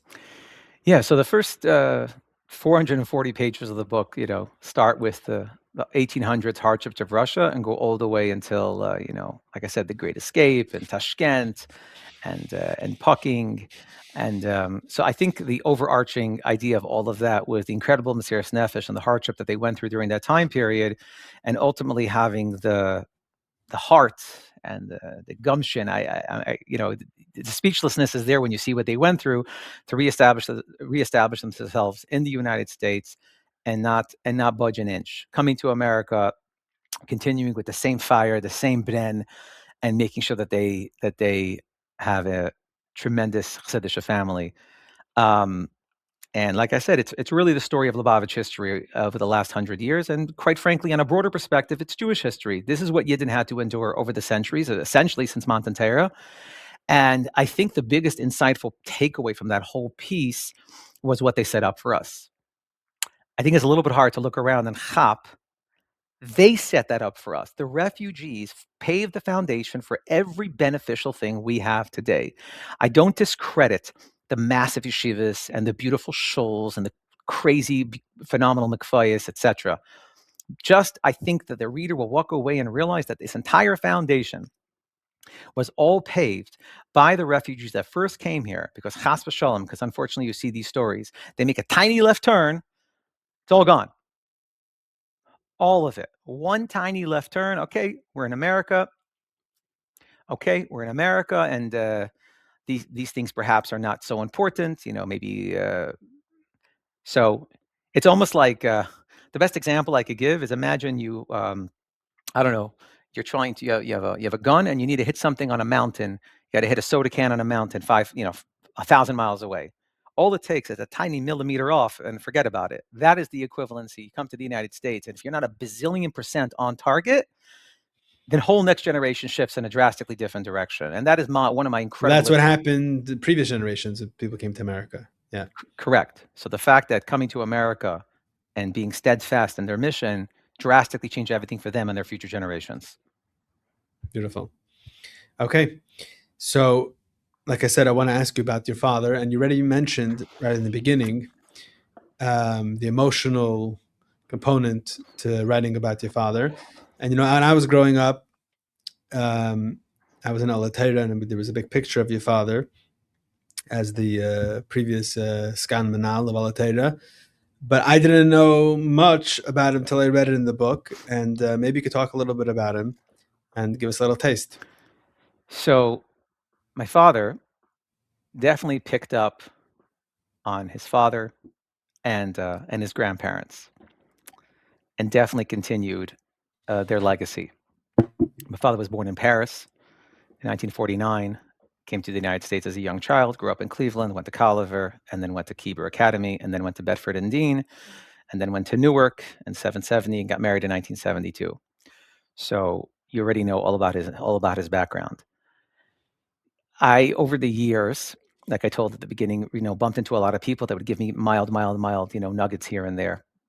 And this foray into this publication, I guess you could say, took what I already knew, but definitely bolstered it and enabled me to really, really bring him to life. And his activities in chinuch is one unique facet, but even more so, it didn't stop in the classroom. He was incredibly involved in all the families, as well, and was always able to see bigger picture. It wasn't like there's a conversation with a child and it kind of ends as soon as the classroom door closes. Rabbi Mordechai Altein, Alav Shalom, was sent by the Frierdiker Rebbe to establish day schools around the United States, but ultimately he settled in the Bronx, which of course at the time was a tremendous Jewish community. So when my father got married in 1972, Rabbi Altein recruited him to teach in his school. It's called the Lubavitcher Yeshiva of the Bronx. At the time, the Lubavitcher Yeshiva of the Bronx / Achetz Mimim was a boys' school, and then he ended up opening a girls' school as well, called Beis Chana. So my father was the principal of Beis Chana when that opened, and then was also a Rebbe in Achetz Mimim in the boys' division. He did that for several years until ultimately the Bronx community drastically changed, and therefore the school unfortunately had to close down. The point is, the bigger picture is that my father's breitkeit, and really not in like a flashy manner, was able to see like the larger picture of every child and the family that they're coming from and the kind of engagement in the family. So when the school day was over, he would meet in parents' homes, not just about their children's education, of course, but more so about the verbring and to give shiurim and to answer questions. And he was extremely involved in their family life. So even though he was teaching their children, but he expanded far beyond that. And one tremendous family that we're extremely fortunate to be mamish-like family with till today is Dr. Feldman and their family, who my father met in the Bronx. He taught their children. He taught their children and became the family mashpia. And there's tremendous amount of information in the book from my interviews with the Feldman children about all of that. I don't want to give all of it away, but I think my point is that I'm giving you this bigger picture, that he didn't just sort of, teach their children. He was extremely involved in the families as well. Even when Lubavitcher Yeshiva of the Bronx was, let's just say, needing to unfortunately close down, plus it was time where the Feldman family was moving to Crown Heights, my father made sure that they caught up and were well acclimated to come to a proper Lubavitch Cheder coming from a day school. So being really, really involved in their lives and many families' lives. One of the Feldman children told me probably one of the best stories in the entire book. So my father was extremely close with the Feldmans, but didn't just kavyachol, to put it in simple words, okay, now you're from, go to 770, get pushed around and enjoy. So Rabbi Binyamin Klein had told, I think it was, pardon me, it slips my mind who he mentioned it to, but Rabbi Binyamin Klein said, B'Shem the Rebbe, that he wishes there was more people like my father who was so close with the Baal Tshuva family, enabling them to acclimate and actually be a part of the community. They shouldn't feel like, second class chas v'shalom outsiders. And it wasn't like my father, told the Rebbe I'm sure he wrote a duch, of course, but in saying that was tremendous for me, that Rabbi Dr. David Feldman shared with me that Rabbi Binyamin Klein told him about that. So just the bigger picture of my father's worldview and method of operation was meant that we're all Lubavitch Chassidim. We're all Yidden, and he really felt and lived that his entire life. And then later on, when it was time for the Feldman children to get married, and again, we're not talking about 2026. We're talking about the 80s. Life was a little bit different. We're a Baal Tshuva family. It wasn't very, very common for someone who comes from a Baal Tshuva family to marry someone who is a longstanding Lubavitch. And my father, let's just say, advocated and made it happen.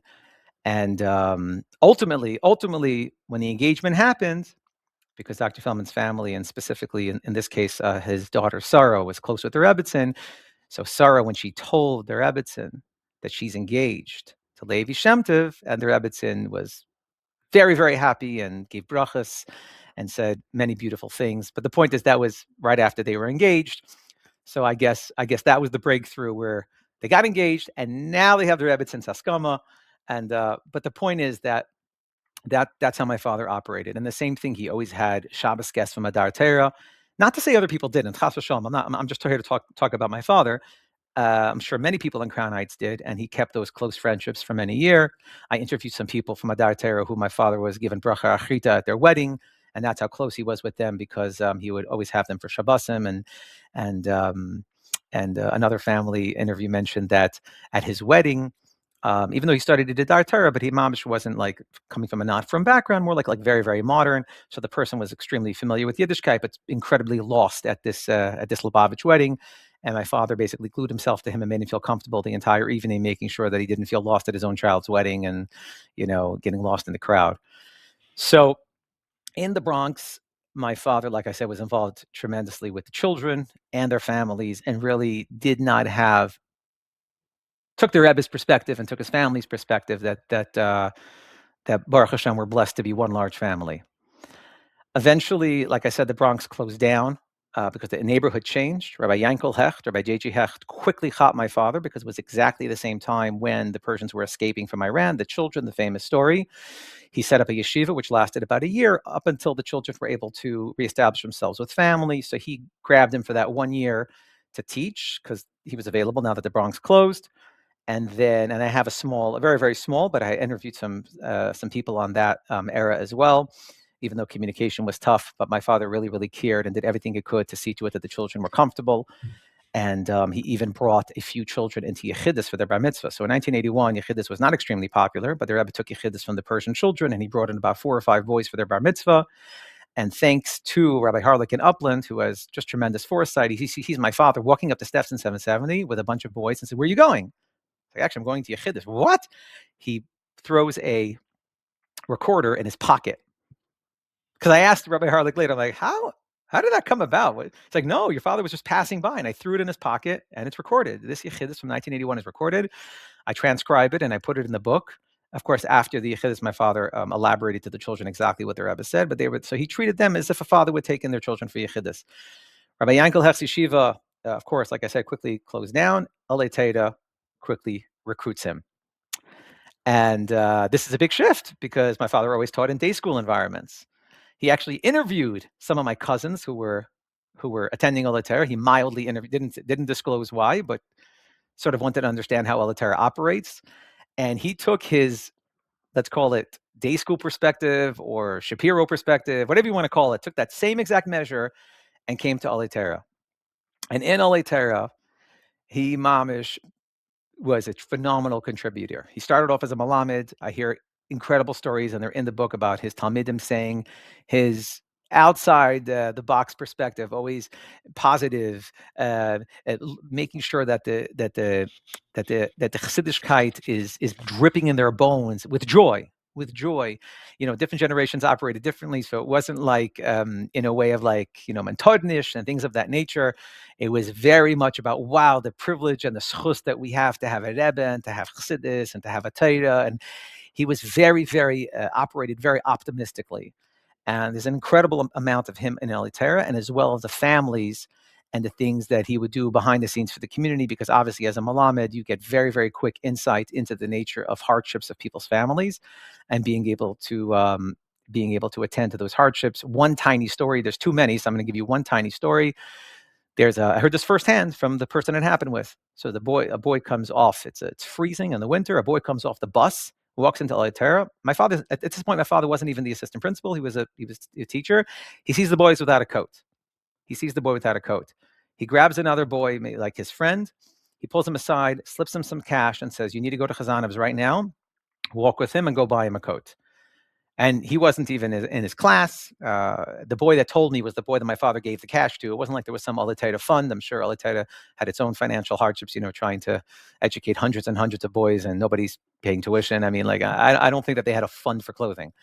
And the Kitzer, that's only like one tiny component, and then being very involved. So I have a chapter on that specifically about Olatera and all his involvement in the children. I have a separate chapter specifically about the community affairs, what he was involved with in seeing to it that with Derech Eretz. Another incredible thing that surfaced in my research was, I think, Rabbi Lustig, the principal of Olatera for many, many decades, an incredible individual. He was very, very helpful. I interviewed him. He said, "Your father smiled a lot, but on this day, he smiled more than ever." What happened was, somebody in the community, actually quite financially well off, was going through tremendous financial hardship. And he needed serious funds to get back on his feet. The problem is, he writes into the Rebbe, here's the problem. If I go to a gemach, in 5 minutes, it's going to get out that this very, very successful person is doing very poorly. And what happens is that if you're in business and people get wind that you're not doing well, they just stop doing business with you because perhaps you're not stable enough to work with. It's too risky. And Lashon Hara travels very, very quickly. So he felt he's cornered. What am I supposed to do? Obviously, it sounds like the bank wasn't an option, and he couldn't go. He felt he couldn't go to a gemach, and he felt he couldn't just approach certain gevirim. He doesn't know what to do. And the Rebbe said, "Go to Lubavitcher Chassidim. Go to Lubavitcher Chassidim. He will see to it that you'll procure the funds needed to reestablish yourself with derech eretz and with dignity." And Rabbi Lustig was telling me, "I saw your father, like he was beaming." And of course, my father took the privilege, hopped to it enabled this person to, he was able to solicit funds. Nobody knew where the money was going to. The person, thank goodness, successfully got back on his feet, paid back the money, and Baruch Hashem had a very successful career and got back on his feet. That's a story the Rebbe Listic shared with me. Mind you, this is a man in chinuch, and the Rebbe is saying, the Rebbe is sending someone to him. Someone to him, because he knows that it will not only get done, but get done with derech eretz, which is obviously the highest level of tzedakah, just before giving someone a job. So amazing. And I remember one story that I saw is that after the Rebbe came out of Mitzvah Meledes, everyone knows that in school it's a big to-do, you know. I don't know how it works today, but there are the donuts, you know, you come to class, and my kids are in a different school, but they're still doing donuts. I don't know what's happening in Alatera. But apparently Rabbi Chadakov called your father after the Rebbe came out with Meledes, told him that it's kedai to make a whole big deal out of it in the school. So your father, based on that, instituted the whole birthday party celebrations that happen in all the classrooms. Correct. He hopped to it and did it same day. And it was the exact equivalency when Mitzvah Nesha came out while he was in the Bronx. He immediately by hand wrote up a brochure. Obviously, there was a lot of activity in Crown Heights and tremendous people that propelled Mitzvah Neshek. I'm just explaining what my father did in the Bronx. Immediately before Shabbos, created a quick handwritten brachas in English and transliteration, very, let's call it Chabad House friendly, with the Zmanim. Immediately made copies, and every single girl and mother affiliated with the school immediately got that handwritten Xerox copy of what to do inside Mitzvah Neshek. So my father, he did everything with extreme passion. Honestly, I would lovingly say that I definitely carry that trait. Like anyone that sees the book realizes I put a tremendous, tremendous amount of love and hard work into it. It's not a small kuntrus. It's very big. It's a very expensive print. It is a thick, hard copy. You know, it's not just I'm explaining physically, and also when you open it up, the tremendous detail, because I don't have this perspective of doing things, you know, half baked or small. To my detriment or to my you know, goodness, but the point is that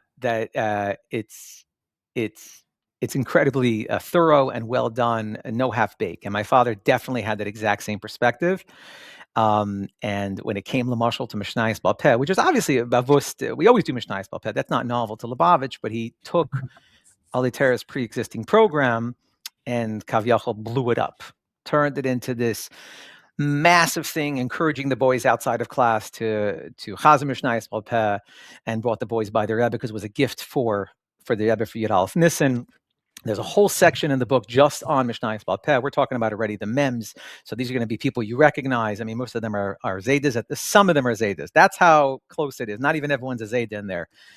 And Mishnayos Bal Peh, you know, going everything from how he inspired the boys to make this a big, you know, strong part of their identity, because he knows that they will be able to carry this, you know, through their entire lives. So my father's work in Alitera was very, very passion heavy. Even in the morning, he facilitated Shacharis, and this is another part of an interview in there as well, where he would chazer over Hayom Yom, but he would chazer it over like he's living it. It wouldn't today's Hayom Yom, it was nothing like that. It would be the Hayom Yom with the background stories and how it's applicable to us, etc. So, yeah, my father did not do anything half baked, and really believed in all the things that he did. He was a very, very passionate person. So when it came to community affairs or came to things with the children, that's how I guess you could say he became, I don't know, a popular figure or a known person. And that's why I was able with so many interviews to learn so much about him. Very sadly, Tafshin Nun, Chavdal Tzivin and Tafshin Nun, he was at that point just turned 41 years old. He wasn't feeling well on Shabbos. Just wasn't feeling well, nothing too astronomical. Shabbos was over. He goes to his chaver, his very close chaver, Dr. Feldman. You know, Dr. Feldman, Mamash Tzaddik, you know, he would open up his office on Meitzah Shabbos. Dr. Feldman is incredible individual, and Mirta Shem, a book should be written about him as well. I'm pretty sure it's going to happen. He opened up his office Motzei Shabbos, so my father was there. It's all, and he, again, this is still normal. He's actually waiting upstairs in the house because Dr. Feldman's basement was his medical clinic. So my father's on the first floor, schmoozing with the children. They're already older at this time. And like, okay, the office is open and families are coming in, so come. So my father was the first one to be seen. And unfortunately, within a few minutes of sitting with Dr. Feldman, he had a heart attack and he passed away in the arms of his dear longtime friend. A lot of details. Hatzola came, v'chulu. I was at a chasana not long ago, maybe three years ago, and somebody was telling me that there was a whole buzz. This is on a Motzei Shabbos, and there was a whole buzz, and they realized that Rabbi Shapiro had passed away, and they wanted to do the tahara. I don't think I couldn't believe it. I never heard of somebody demanding, I want to do my childhood melamed's tahara. These were boys there in 770 at the time. He said the Chevra Kadisha, it does not appear that they consider that an option, but just the idea of them vying to want to do this tahara. And it's very unfortunate, to put it mildly. He passed away very young, at only 41 years old, and in his very, very short life, he definitely left a tremendous legacy. And there's a lot of things you could learn about him in the book, the way he treated people in the community, whether it was financial or whether they were Bali Tshuva, whether their child was doing poorly in Yeshiva, or whether a child needed extra assistance. And it wasn't like today that Baruch Hashem, we have a tremendous amount of social services. He was able to tell when this boy, this is before all of the diagnosis we have today, he needed some space. Okay, great. Here's a few dollars. Go to Kingston Avenue, pick up a bagel, go get a soda. He was able to sniff out what was going to be helpful to this child, to enable him to make sure to smile in yeshiva and not to be, not to chas v'shalom have a bitter taste towards Yiddishkeit. And the starkheit, I guess you could say, that he has from his parents and his grandparents, and making sure that Yiddishkeit is in and Chassidishkeit and Rebbe is mamish in your bones. David Feldman shared a very fantastic piece when they first moved to Crown Heights. He disclosed to my father how hakafis is too much. It won't be a shocker to most people if I say this. Hakafis, it's I can't breathe. I can't do it. So I don't think I'm going to go. And it's very hard to admit to that. So my father says, it's hard for me too. It's very, a lot of bacharim, a lot of pushing. This. So what I do is I find a spot, maybe in the back where you're not being pushed around, and I soak up the avir. Like I would never give away that opportunity not to go to a kafis in 770. It's a golden opportunity. Every single person watching and listening to this right now would pay $1 million to go right now to the Rebbe's kafis. And sometimes when you have something, you think it's going to last forever. So at the time, my father was telling him, just go in there, soak it up, find a good corner, and you'll thank me forever. Maybe he didn't say those exact words, but let's just say the person that relayed the story feels indebted in that regard. So my father's legacy definitely carries on till today, particularly in the area of organized Mishnayos Baal Peh. You have it in every single camp, every single Gan Yisrael, every single Lubavitcher Chassidim worldwide. Like I said, it pre-existed, but he systematized it on a very high level. When the boys were honored, he would bring all the Rabbanim in town, but the boys, the Aliter boys, were the one on the dais on stage, and you'll see in the photographs, he put the boys on the stage, and then the next level, on the ground level, was all the Rabbanim. The boys were the star of the show. Again, very, very ahead of his time. He collected money. Like I said, Aliter just didn't have extra funds lying around. Where did all the prizes come from? There's hundreds and thousands of dollars a farm. Where did it come from? The Feldmans were tremendous contributors. It seems like they were actually one of the key contributors, at least from my research. When my father would send out reports to the parents, almost like a scorecard, and I have one in there, sort of like a nice letter about what's going on with the Mishnayos Baal Peh, sort of because to encourage people. I think the official competition ran from Yud Shvat to Yud Aleph Nisan. So during that time period, and on the top, it says Zecher Nishmas, Mrs. Miriam Feldman's father. So my point is that the Feldmans also had the tremendous chus to fund the Svarim, or fund a tremendous amount of the Svarim. And these are the kind of things that he really wanted, and successfully, and his legacy definitely carry. I mean, in many respects, his stories and his heartskite, but this is definitely one that runs on very deep in every Lubavitcher message where you find children. Amazing. Okay, and you're definitely continuing the legacy, and I encourage everybody to buy the book if you haven't done so yet. And this has been a real treat, and thank you so much for sharing everything. My absolute pleasure, and tremendous hatzlacha, continued hatzlacha to you, Yossi, with their publication and the podcast. It's absolutely phenomenal, and I hope people take me up on my offer. Okay. All right. Hatzlacha Rabba. Take care. Sei gesund.